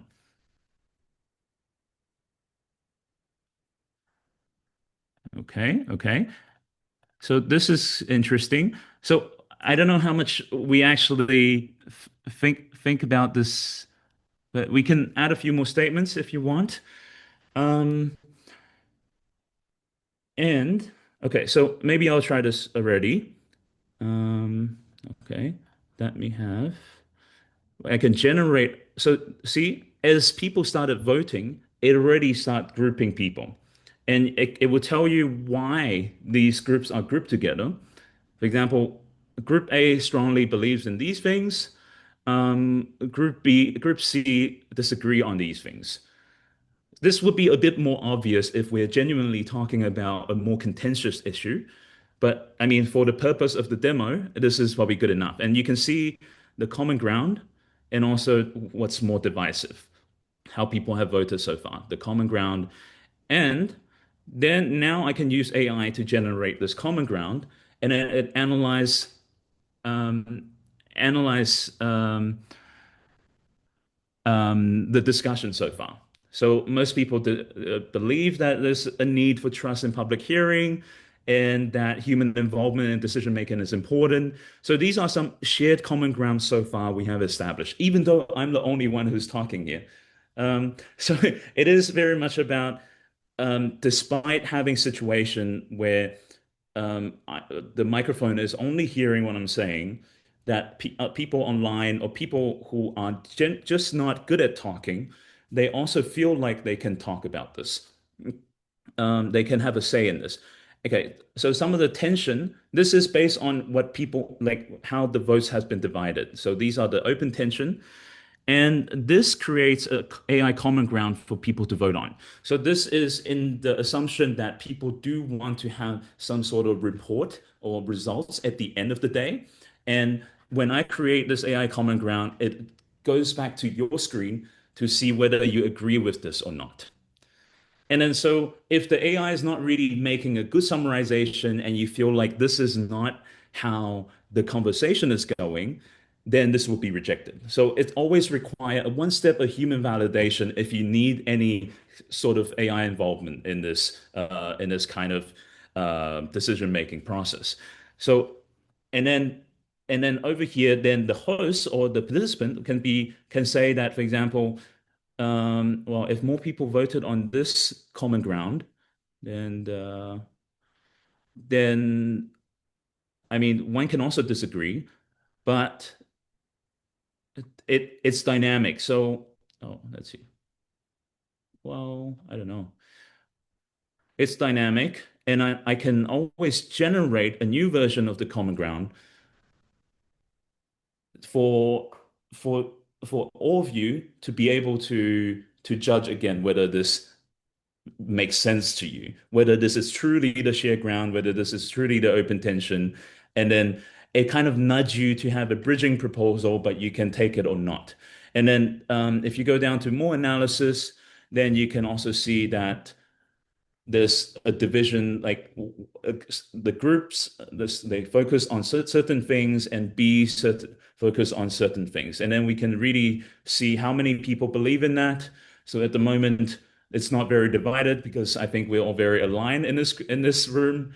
So most people are in group A, and I was just playing around, so I'm in group B. So it makes sense given what we have. And one can also test the tension. So the AI will be able to generate this tension based on what we've talked about, and then suggest a tension card, and then push it into a vote.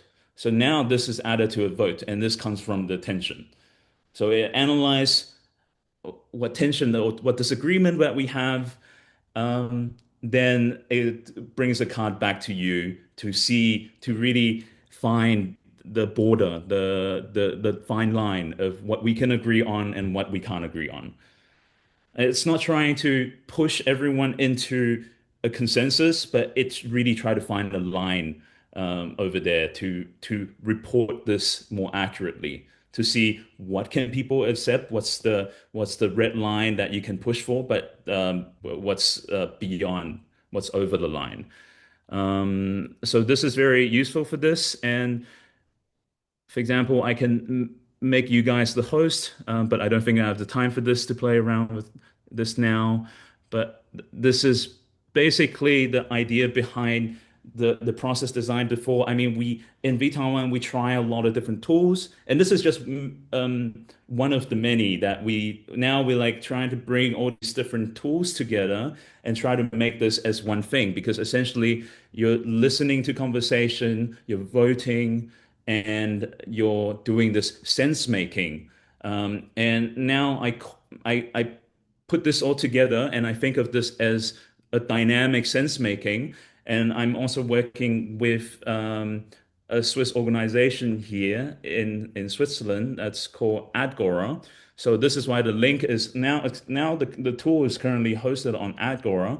And it's a very similar idea. We host citizen assemblies for people to get together and then talk about different ideas and then bring the proposal to the government. Like I said, the procedure is probably slightly different from the hearing, the public hearing, what you want to accomplish here. But I do see that there is some principle that can be shared. And I've let's see. And I did also want to say something. And the other idea is that this will stay live for even after the discussion. I mean, one can set that that it has a life cycle. So even this discussion, and I think this is quite important to access. You always need to have a hybrid mode.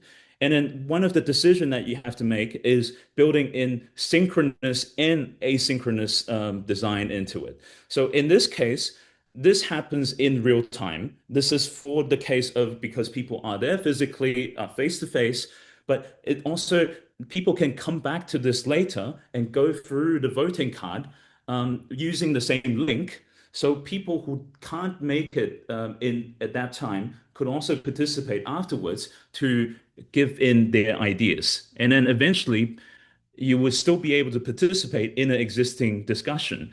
So it's like you're there, but and you can see what people have discussed on and kind of chip in what you think about these ideas.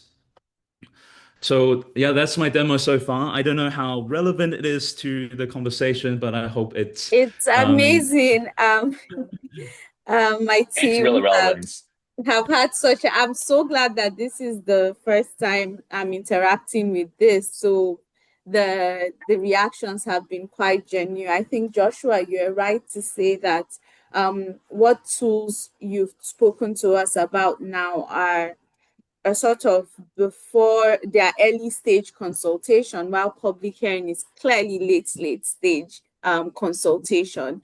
But the idea of public hearing is consultation, to actually consult with the public, where government and citizens can talk together, can speak on a particular issue, and here in the National Assembly a bill that would actually become act or not, to listen, to have that sense of public listening. Thank you so much, Peter and Joshua. I mean, amazing presentations. Peter took us through multiple tools. I don't know if I can summarize them here, but you showed us vTaiwan. Sorry? Sorry, because I think I took too much time, but actually Peter still wants to wrap up and he still has some slides to go through. Okay, yeah. okay, that's good. Well, That's it good. doesn't I'll just matter. Yeah, let actually. you guys take 2 more minutes. Yeah. Okay, amazing. Okay. So We're using too much time. Sorry. no worries, no No, worries. that's perfectly fine. We're engaged. It's a really brilliant demo. So I think we can wrap up here. So from 2014 to today, we have this one. We have been some of our student movements, and then we launched vTaiwan, and the governments and the civic tech communities launched vTaiwan, and then we use Polis, and then we have OpenAI projects, and finally we have all these kind of like AI assisted deliberations. So I think it can be summarized in 4 stages. First stages is choosing the tools you need based on the need and the problems you want to solve, and then integrating the tools that you want to use during the process. So last year, we working with the Google's Jigsaw team to publish a report called Facilitation in AI Era. I really recommend you guys to read these piece so it can tell you that how you should integrate your tools into the discussion process, into the deliberation process. And I think the core principle is that the process design always should go first. So, and also another thing is that you need to have the user-centered mindset, navigating the potential conflict of purposes. For example, you may want to understand more about your participants, so you want to collect in more data. But however, some participants do not want to reveal their data because of privacy concerns. So how to navigate all this kind of conflict is very important. And the next part is reflecting the usage. Actually, the read the run process is the products that we reflect in our usage of the products. So we try, as I said before, we tried Mentimeter, using the Mentimeter, all these kind of interaction tools to align the online participants with the participant in the room. But we find out that when everybody is typing on their smartphones or typing on the devices, then nobody wants to talk. So how can we collecting the opinion from the people's conversation and dialogue?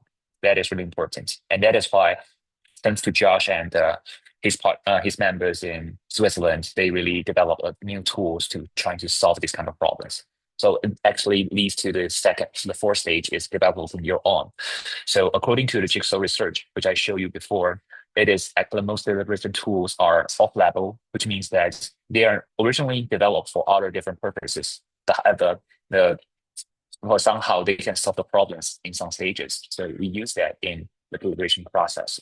However, I think in AI era, we have vibe coding, we have different kind of abilities to develop, so that we should be able to customize the tools or develop our own tools as well. But however, before you go into the 4 stages, you should moving from the first stages, choosing tools, integrating the tools, reflecting on usage, and developing your own like that. And there are some principles for AI-assisted deliberations, like human facilitation still remains central, and use must be transparent. You need to notify your participants about the AI usage, and the summaries must be contestable, privacy and data protection in design. Inclusions must be facilitated, not assumed. And I think all these kind of principles leads to the very important keyword, which is trust. And trust is a hot Omiyomi says in the 3 pillars of today's discussions. One of the key issues that we want to discuss today. And some principles we have learned from our journey is that, first of all, starting from small. And I believe that also in Taiwan, we believe that for administrations, the governments, usually if we want government agencies to propose these kind of more participatory approach, they will feel like paralyzed because they have all own policy agenda. So these policy agenda may not be aligned with the discussion results. So I think legislature department should be the best and the sectors to starting up these kind of experiments and starting from small and try to make the discussions more recursive and try to build up a community rather than just an event. So I think maybe after this event, Tunani initiatives can try to build collecting people's will and then building up a community, not letting these become a one-time events, but it can become a long-lasting communities for all these kind of discussions and experiments. And if you want to talk to the government agency people, they're pointing to the public officials, trying to provide using the mindset that you are providing them with a solution, to probing the public opinion, probing the more responsive policy. And also, as I said, in all the process, it is not the issues that matters. This is not the tools that matters. It is actually the peoples that matters. So people should be the key issues and the first priority in every event. And finally, as vTaiwan's, where we evolved from a public-private partnership to right now we are fully operated by the volunteering people and the civic tech contributors. I think the continuous engagement with the governments, with the NGOs, with the communities in your country is really important. So finally, I want to say, it's just as Josh said, every country have their own features, you have own issues. We cannot delegate it to anybody to solve these kind of problems. So for you, I think the best advice will be adaptations, not just replications. So thinking about your ways, following inspiring by these principles like that. So that is the end of this sharing. Thanks, everybody. Thank you so much, Peter, and thank you so much, Joshua. I mean, it's been a very pleasant 1 hour listening to you. The tools that you've spoken about, I particularly enjoyed the read the room, tool that was displayed, and we also got to participate. Although I was scared towards the end when I saw my name on one, I would think, let's stay anonymous sometimes, and that's just the joke. I think something that Honorable Akin Rotimi said earlier was there's a way we can start small, and Peter, you also repeated that same sentiment. And these are things that this particular tool that you guys have demonstrated for us are things that could be used even in town halls, as early stage consultation tools, and also at even late stage consultation tools. And the reason why we're here really with all the civil society actors, legislators, people who work directly with legislators, and people in civic tech is to see what will fit our context best. But thank you so much for this brilliant sharing. You're talking about OGP earlier. I'm happy to let you know that there's a representative of OGB on this call, Dr. Philip. Hello.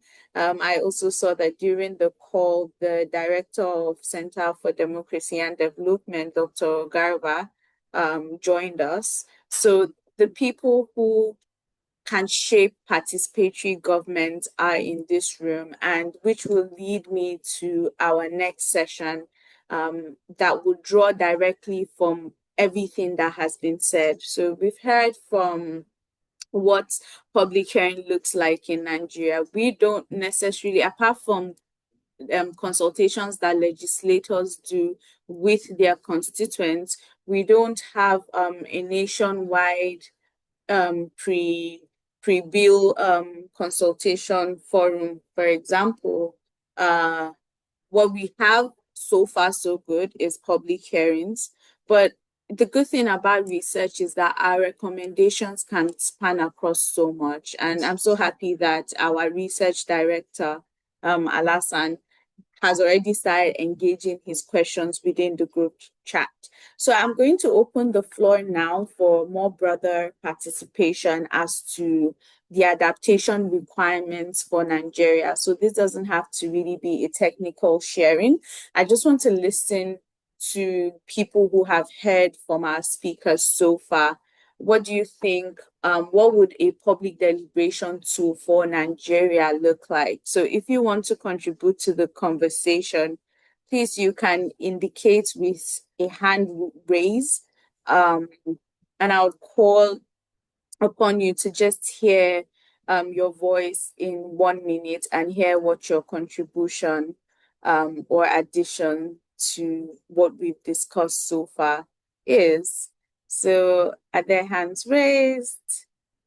I think from Dr. Philip Mustafa, awesome tool. I think giving participants the right to decide if they want to stay anonymous or not is important. I think that's also true. So there's one hand raised.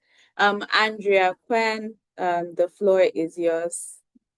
Please, if you're speaking and it's possible, kindly turn on your camera. Oh, we have people who want to, okay, so I'm just going to pick 3 people.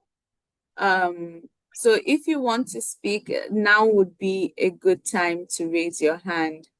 So we stay on agenda because I really want to respect everyone's time. So Angela first, Miss Joy can go second. While these conversations are happening and right before the Q&A, okay, then also Dr. Philip Mustafa. So we have our three persons in that order. While the discussions are happening, please, if you have more questions, please put them because we are going to have a Q&A session next where Dr. Kwabe would come back and facilitate that session. I also want to say during the Q&A session, just a little bit of housekeeping. We're going to share post-evaluation forms, and please, those will serve as attendants to show communities of democracy and YDN that this indeed happened, and it will feed back into our research. Very, very important. Before we take the questions, just so we don't get engrossed in our comments and forget, I would kindly request we turn on our cameras for a group photos. I know it's unconventional at this point, but I want it to be smooth sailing from here. So can we please turn on our cameras for group photos before we move to the discussions, please? Yeah, show that you are here. Turn on your cameras, guys. Okay. Are we or no? Oh, let's see every day. Guys, can we give it a smile? Yeah. So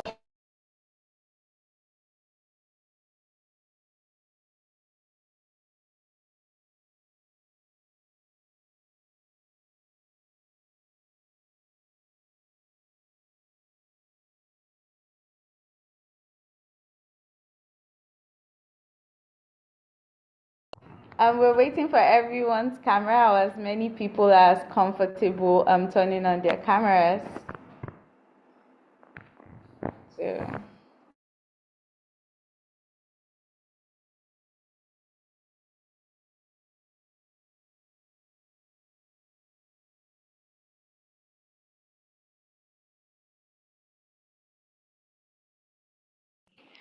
Thank you so much, guys.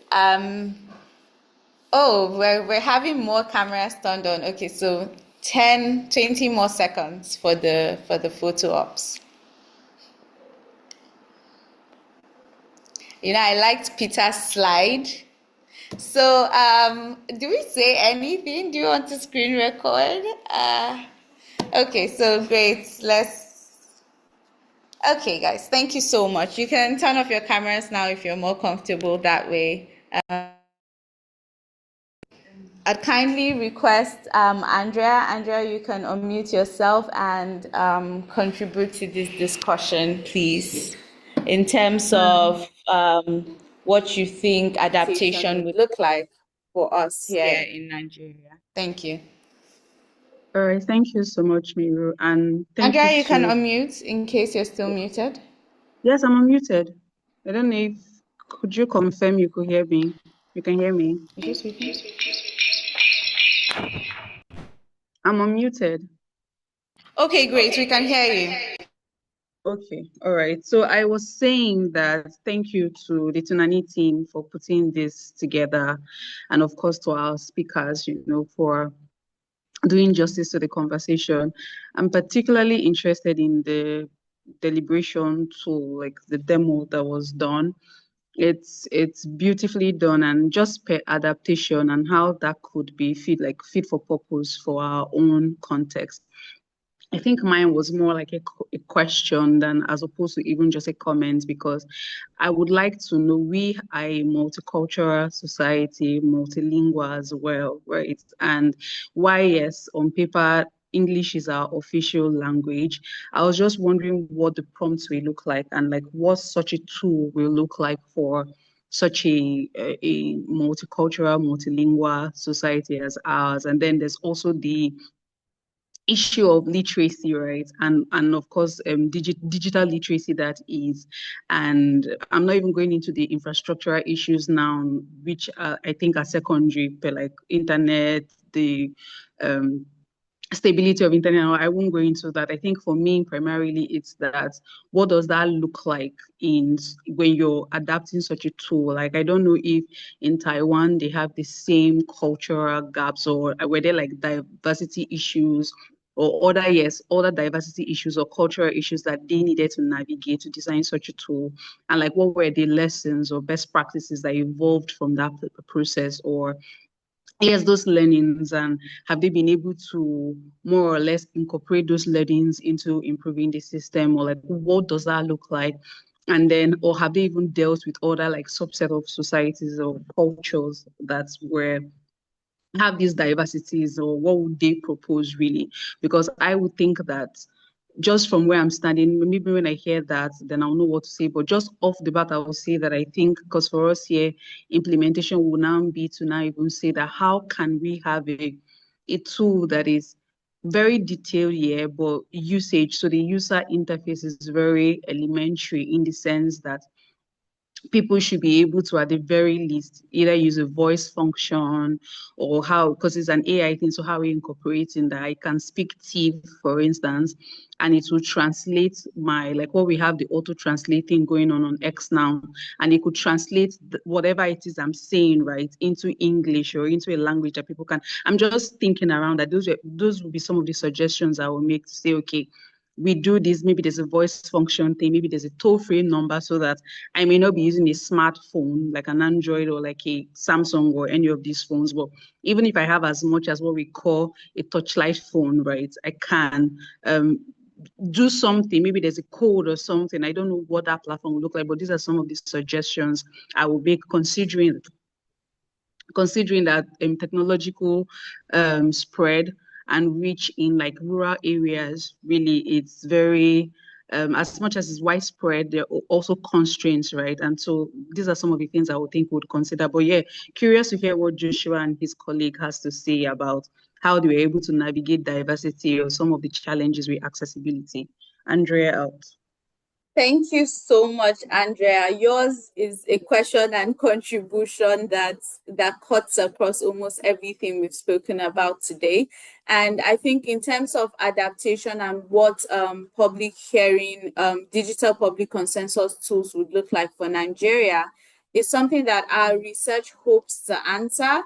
So I would say on that, you can wait a bit, but on the topic on how Taiwan has been able to, were able to navigate differences and also make their tools more accessible for deliberation, then I hope either Peter or Joshua, one of you can note that question. Thank you so much again, Andrea.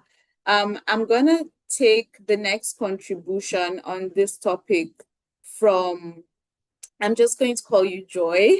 I don't want to butcher your name. So Joy, kindly unmute and so we can hear you and your thoughts on what adapting a digital consensus tool or public hearing tool will look like for Nigeria. So you can kindly unmute yourself, please, and speak. Hi, Mairo. Good morning. Good afternoon, actually, everyone. How's everyone doing? So my name is Joy Agashua. I am a lawyer, a legislative drafter, a policy developer. I previously was a legislative aide to a federal legislator in this current administration, and I feel like this is actually very timely conversation, very enlightening. I remember sometime in February, I had an idea somewhere about this, and I feel like Andrea literally lifted the question out of my mouth, literally, because I feel like, yes, while this is very, very welcome. I was thinking about that, the multicultural nature that Nigeria has and how we can fit that in. Yes, so I'm glad that you're already doing research on that, and then, of course, going to answer that. But where I'm going to be looking at further is, I'm going to ask this question in this way. these deliberations that we've just had, and then the meetings that we just had with the vTaiwan team, how we're looking at it for Nigeria, in the sense that, is it just going to be strictly, on bills that are currently being deliberated upon at the National Assembly, or we're going to widen our scope to see about maybe issues that Nigerians talk about on a daily basis on, say, Twitter, on Instagram, things that are, bothering us as Nigerians. So rather than just looking at bills that are currently being debated upon and voting on those bills, how about we see issues that Nigeria that cut across Nigeria entirely, and then start making recommendations to the government on, bills to proposing bills and something like that. So what I'm thinking is, how about we go beyond just deliberating on bills or voting on bills that are the National Assembly is proposing, and then we start seeing citizens proposing, through the legislature or through legislators, bills that can be, very forward and, dynamic or transformative for Nigeria entirely. So that's what I'm thinking about. Yeah. Thank you. Thank you so much, Joy. And I think that's why your question is a very important one. We came into this research looking at how we can expand public hearing processes in Nigeria. But what we're learning is that these tools afford us we can do a lot more with it if our legislators and policymakers are actually aware of these tools. So shaping it for what it would look like for us is our collective responsibility. And I can assure you that this is a channel. Citizen participation in government decision making and policy making is something that Tunani Initiative is obsessed about, to say the least. Our directors on board, my team members, we're constantly thinking about solutions to this. But this is also a discussion session. So if there's anyone that has a light bulb on anything that has been asked or commented, or in ways that we can use these tools and shape them even beyond what we pictured initially in our research, that we could accomplish with public deliberation tools, please feel free to raise up your hand and speak to these issues.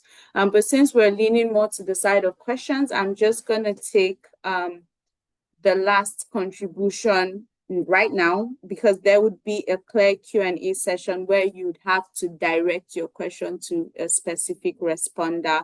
And these responders, all our speakers, are open to responding. I would invite Dr. Philip with his contribution before I right away pass the mic to Mercy. So right after Dr. Philip's contribution, I think Dr. Kwabe, you can take the mic and run the Q&A. The next would have action points and closing from Alassane. So thank you so much all for your contributions so far. I've been thrilled moderating this discussion. Thank you. Okay, so good afternoon from here. It's amazing the conversation that is going on here. I'm so happy to be part of this. I have, of course, about 2 questions, but I'll keep them till the Q&A time so I can drop them. Amazing tool, amazing idea, but I have a particular concern, which for me, I think it will be like a comment on this. I am from the Open Government Partnership National Secretariat, and coordinating the implementation of Nigeria's Open Government Action Plan in the recent years, we have learned that unless we change our processes and maybe the way we do things, key reforms may be very difficult to implement. An example is when we're trying to implement beneficial ownership transparency in Nigeria. We started from 2017, but met a lot of hurdles until we resorted to amending the KAMA Law Companies and Allied Matters Act. There are a lot of lawyers, so until the KAMA law was amended. And so in that way also, we may have to consider maybe amending or tweaking a little bit our legislative rules to give room for this kind of reforms to come in.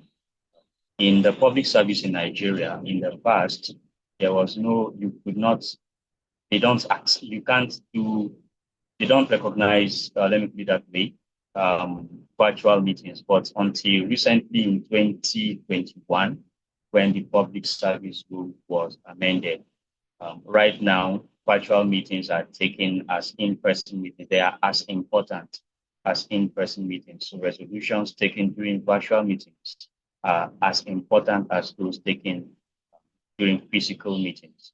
And so we may have to consider an amendment to legislative rules or procedures to allow for maybe digital participation and all of that, except we work through the rules, we may hit rocks on our way.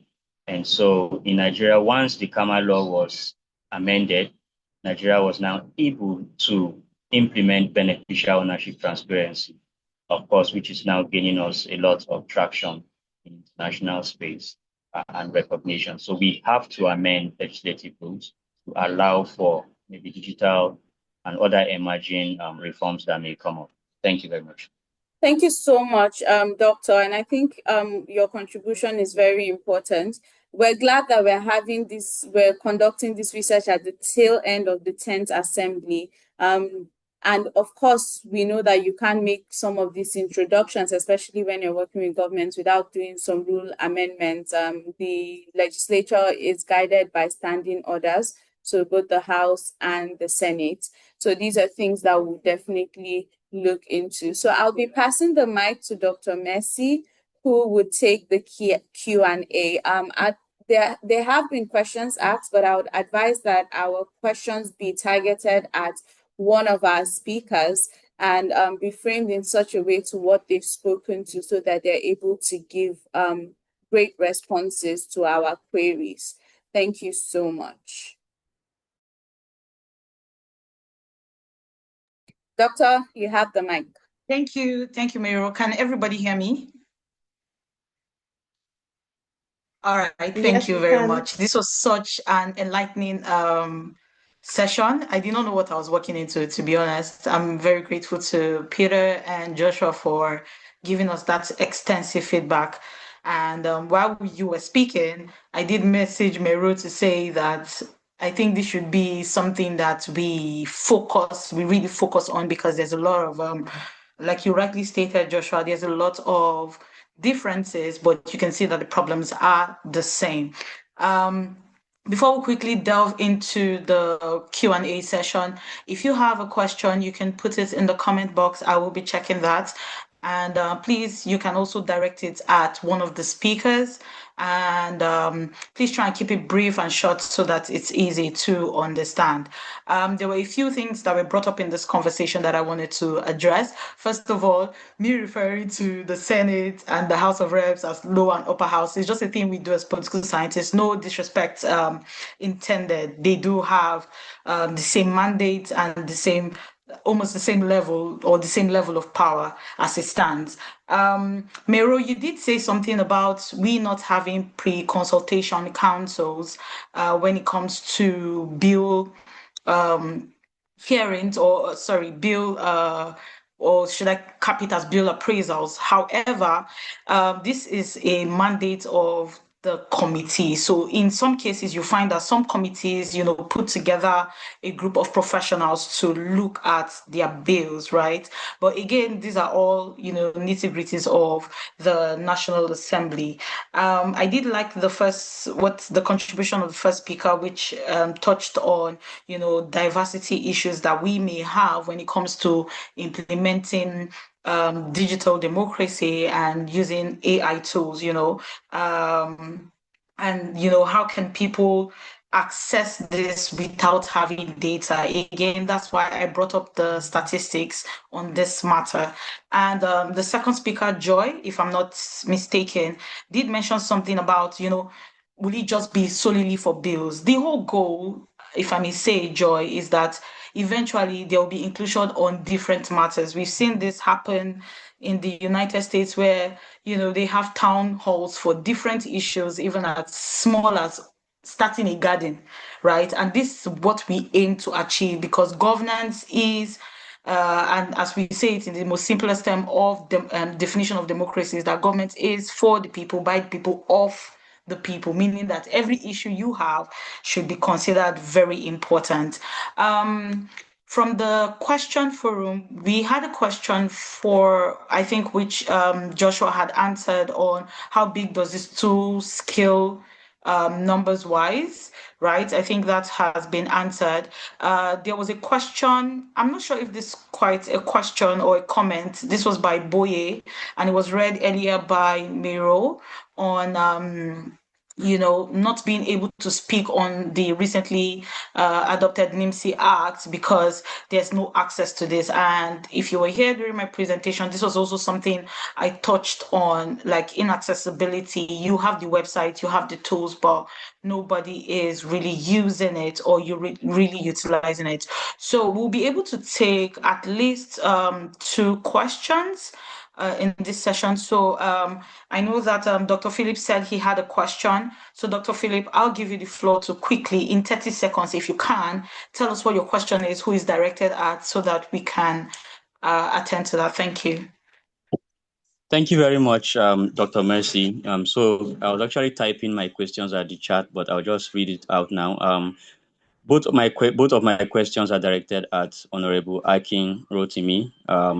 Number 1, we are keen as Open Government Partnership. The National Assembly has been penned down as to sit on the OGP National Steering Committee. And so how do we get the National Assembly to sit on the OGP National Steering Committee? Who are we writing to? How do we invite them in? Then number 2, does the National Assembly really carry recommendations from public hearings? Or are they just, we just try to just do the public hearings to just tick the box in the legislative process? So do we really carry recommendations from public hearings and implement them? Basically, these are the 2 questions I have. Thank you. All right, thank you so much, Dr. Philip. Honorable, I don't know if you're noting these questions. I am noting it. I would like us to take our questions first, and then, each speaker can respond. So if there's anybody with a question, please just mute and ask your question. Thank you.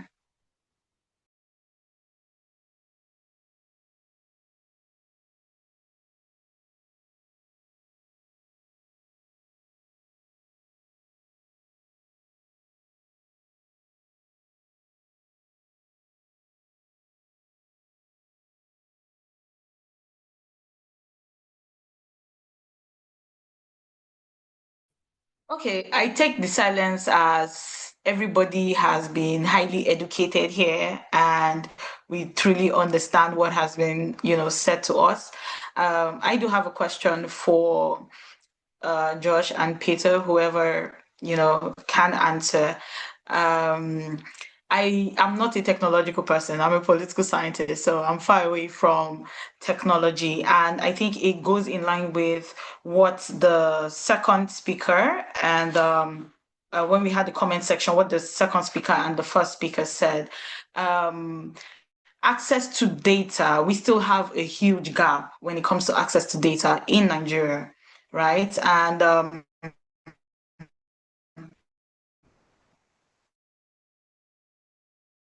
it's compared to the minimum wage. So people spend a lot to gain access to, the internet. And most times, they end up on social media, not really concerned with governance things. So my question was more directed towards how do you sensitize people about these tools, right, that are available at your fingertips? And how is there a way to make it more accessible to people who are not digitally educated? And is there a way to make it more accessible to people who may not have frequent, will I say, data to visit the internet and find out what's happening. So is there a way to prompt without data? And is this something that is achievable within a short term, right? If, I mean, the Nigerian legislators decide to pass a law, how long do you think this is going to take to implement for the kind of number of people that we have? Thank you very much. So I will be moving to Honorable Rotimi. I don't know if you want to take your questions first and then we come back to Joshua and Peter. Hi, thank you very much. It's been a delight, of course, following the conversations. The presentation was very extensive. I hope that we can work with Tunani to get them to engage, the right authorities within the National Assembly as quickly as possible. I'd also like to suggest that they mentioned something about starting small and looking for little centers of excellence. So this is something that can also be test run in state houses of assembly. So I know that my state, Ekiti, is one of the very forward-looking states, that have been extremely um, progressive in terms of open access to Parliament, and we'll be happy to take those conversations forward. And in line with that, the question that was asked about who do you talk to, um, essentially, engaging with the National Assembly, we try to simplify it. So my office, my committee is the House Committee on Media and Public Affairs.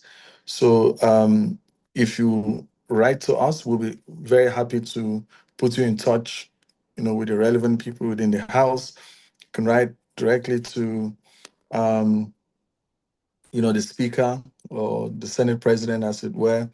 And also keep in mind that while we as political leaders essentially oversee what it is that is done in the National Assembly, but there's a whole bureaucracy. And that's what a lot of people don't understand. I myself, I know the frustrations that I have trying to get, things moving along. There's a whole bureaucracy, and administratively, the clerk to the National Assembly is the one that actually runs these bureaucratic structures. As much as I would want to move as fast as I want to influence how the website and other interfaces are. We have a directorate of information and communications that, oversees such issues as the website and, all of that. So essentially, that's a service that we're happy to provide, to be able to guide you through the process of engaging with the right people. Now, the last point about does the National Assembly actually implement any suggestions? I'll tell you yes, and I understand where your pessimism would come from. It's very easy to always want to criticize and amplify when we get things wrong, but the truth about the matter is that there's a whole lot that we're getting right.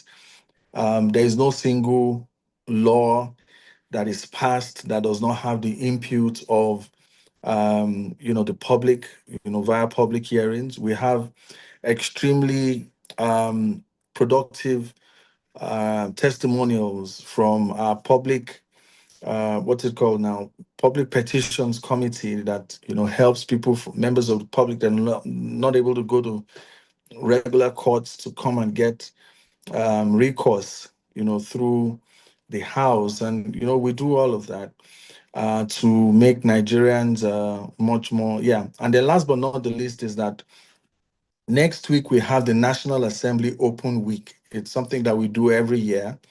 Please look out for it and see how you can participate in the various sections. There's actually a whole plan and pillar around inclusion, which covers a lot of the issues that have been addressed. Thank you again for the opportunity to engage. Yes.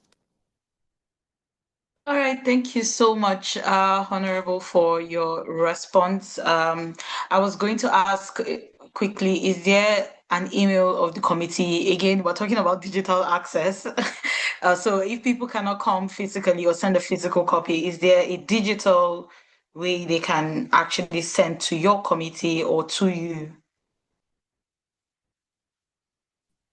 Yes, indeed. What I'll even do is to just put a note through to Mairo, my contact Okay, sir. details, and that of the All committee right. so that we can share with all the participants on this call. But thank you very much. And you've done a great job on moderating this and providing a lot of insight into the work that the National Assembly does. I look forward to meeting you in person too. Thank you. Thank you, sir. Thank you, sir. All right. Thank you, Honorable. For Joshua and Peter, unfortunately, we just have 2 minutes to get through your questions. So as fast as you can, please just give us your responses. So I guess Peter can go first and then Joshua goes next. Thank you. Yeah, trying to cover up all the questions that we have received from the contributions and in very short time, but I think I can do that. So first of all, how to incentivize people who are making the tools stand up to them? I think there are different ways. So one way is in I learned in model in Japan is that during the last year, and actually not last year, the uh, mayor election 2 years ago in Tokyo, there's one candidate trying to using the hashtag analysis on the social media. So basically, they are not using the new tools to asking people to submit their opinions on the new tools, but they are take advantage of the social media, asking that if you have some suggestions of your city, just put a hashtag behind your post. So they uploaded the post on the social media so that they will tracing the hashtag and then to collecting the opinions coming from these kind of posts. So that may be one way to take advantage of the social media to become a way to collecting the massive opinions. And also for the contributions I heard from the different participants, I think one participant mentioning that there's issues about multicultural or multilingual society. Well, it actually is a challenging ways to build liberations. And in Taiwan, there's other different projects also developed in civic tech communities that they are using the AI to do the real-time interpretation so that it will have like screens showing 4 different languages, for example, the Chinese, English, Japanese, and Korean. And why civic tech community in Taiwan developed this is that because we maintain a very close relationship with the civic tech communities in Japan and in Korea. And usually these participants are not really well in English and they need to speak in their native languages and they also need to understand the context of discussions in their native language too. So I think that may be a way, and they are using like different open source AI models like Whispers or other things to strengthen and support these kind of supporting these kind of actions. So that might be a way to reference from to develop your own tools for the interpretations. And finally, for one participant, I think is not sure about his name, but he talked about the information about parliament and it is not accessible for people. I think there's also one civic tech project that works to take reference from. I put the link in the chat box, which is called Road Trace in Taiwan. So basically, the website is already original. I think it only has a Mandarin version, but however, you can use the translation on Google Chrome or something to translate it.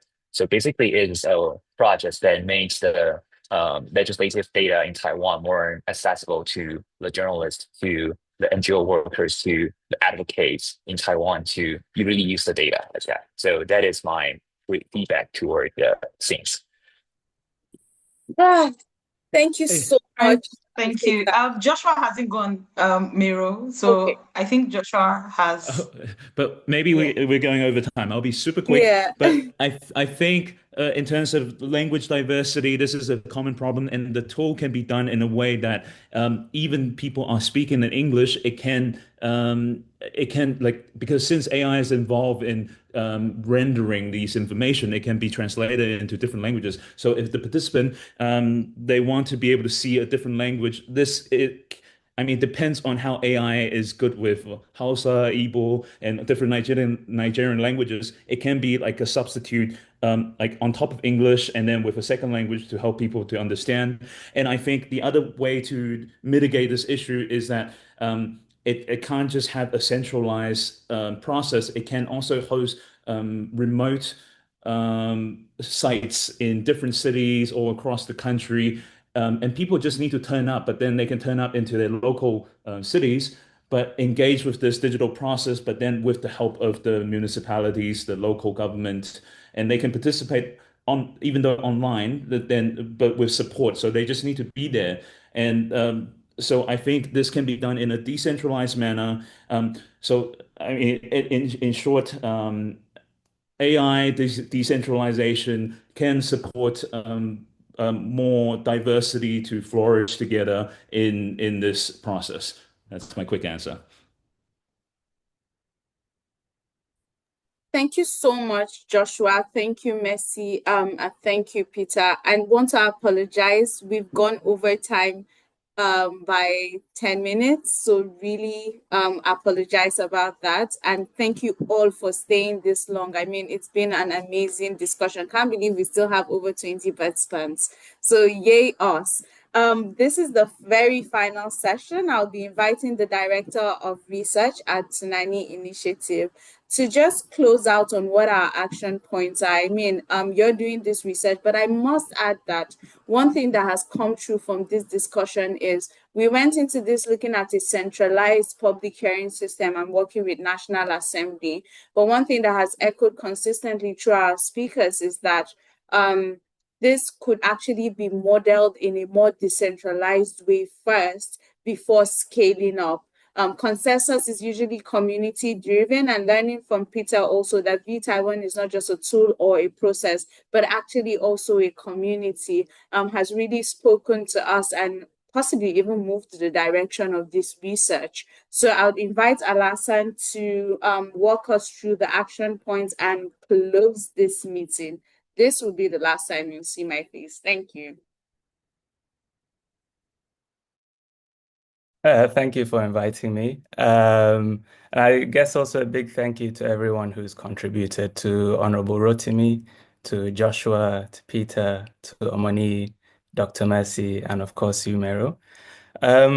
These are all very valuable contributions, and essentially they're building the ground for how we're going to interrogate new, more inclusive approaches to parliamentary engagement in Nigeria. This dialogue session essentially is feeding into our ongoing research, where we're collecting evidence and testimony from people working in Parliament, CSOs, particularly those engaged in civic tech, working with young groups. And of course, we're grateful to the Youth Democracy Network for making this possible through their funding and support.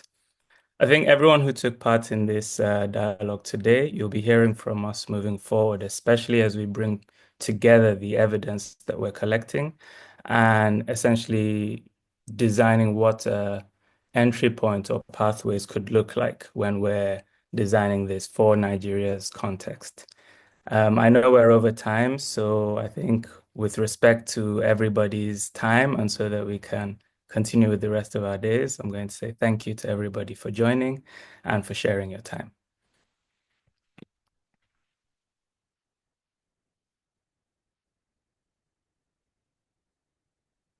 So tomorrow, I think we're going to close out the meeting now. So take care, everybody.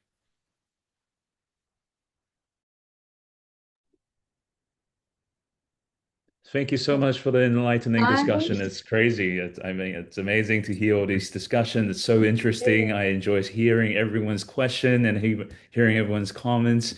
It's lovely to hear the discussion happening in Nigeria and to learn more about it as well. So really, thank you, Tunani Initiative, for hosting this. It's been incredible. Thank you. Thank you Thank so you. much, I everyone. really. Bye-bye, everyone. Bye. Bye, everyone. Have a great day, everyone. Bye. Bye, everyone.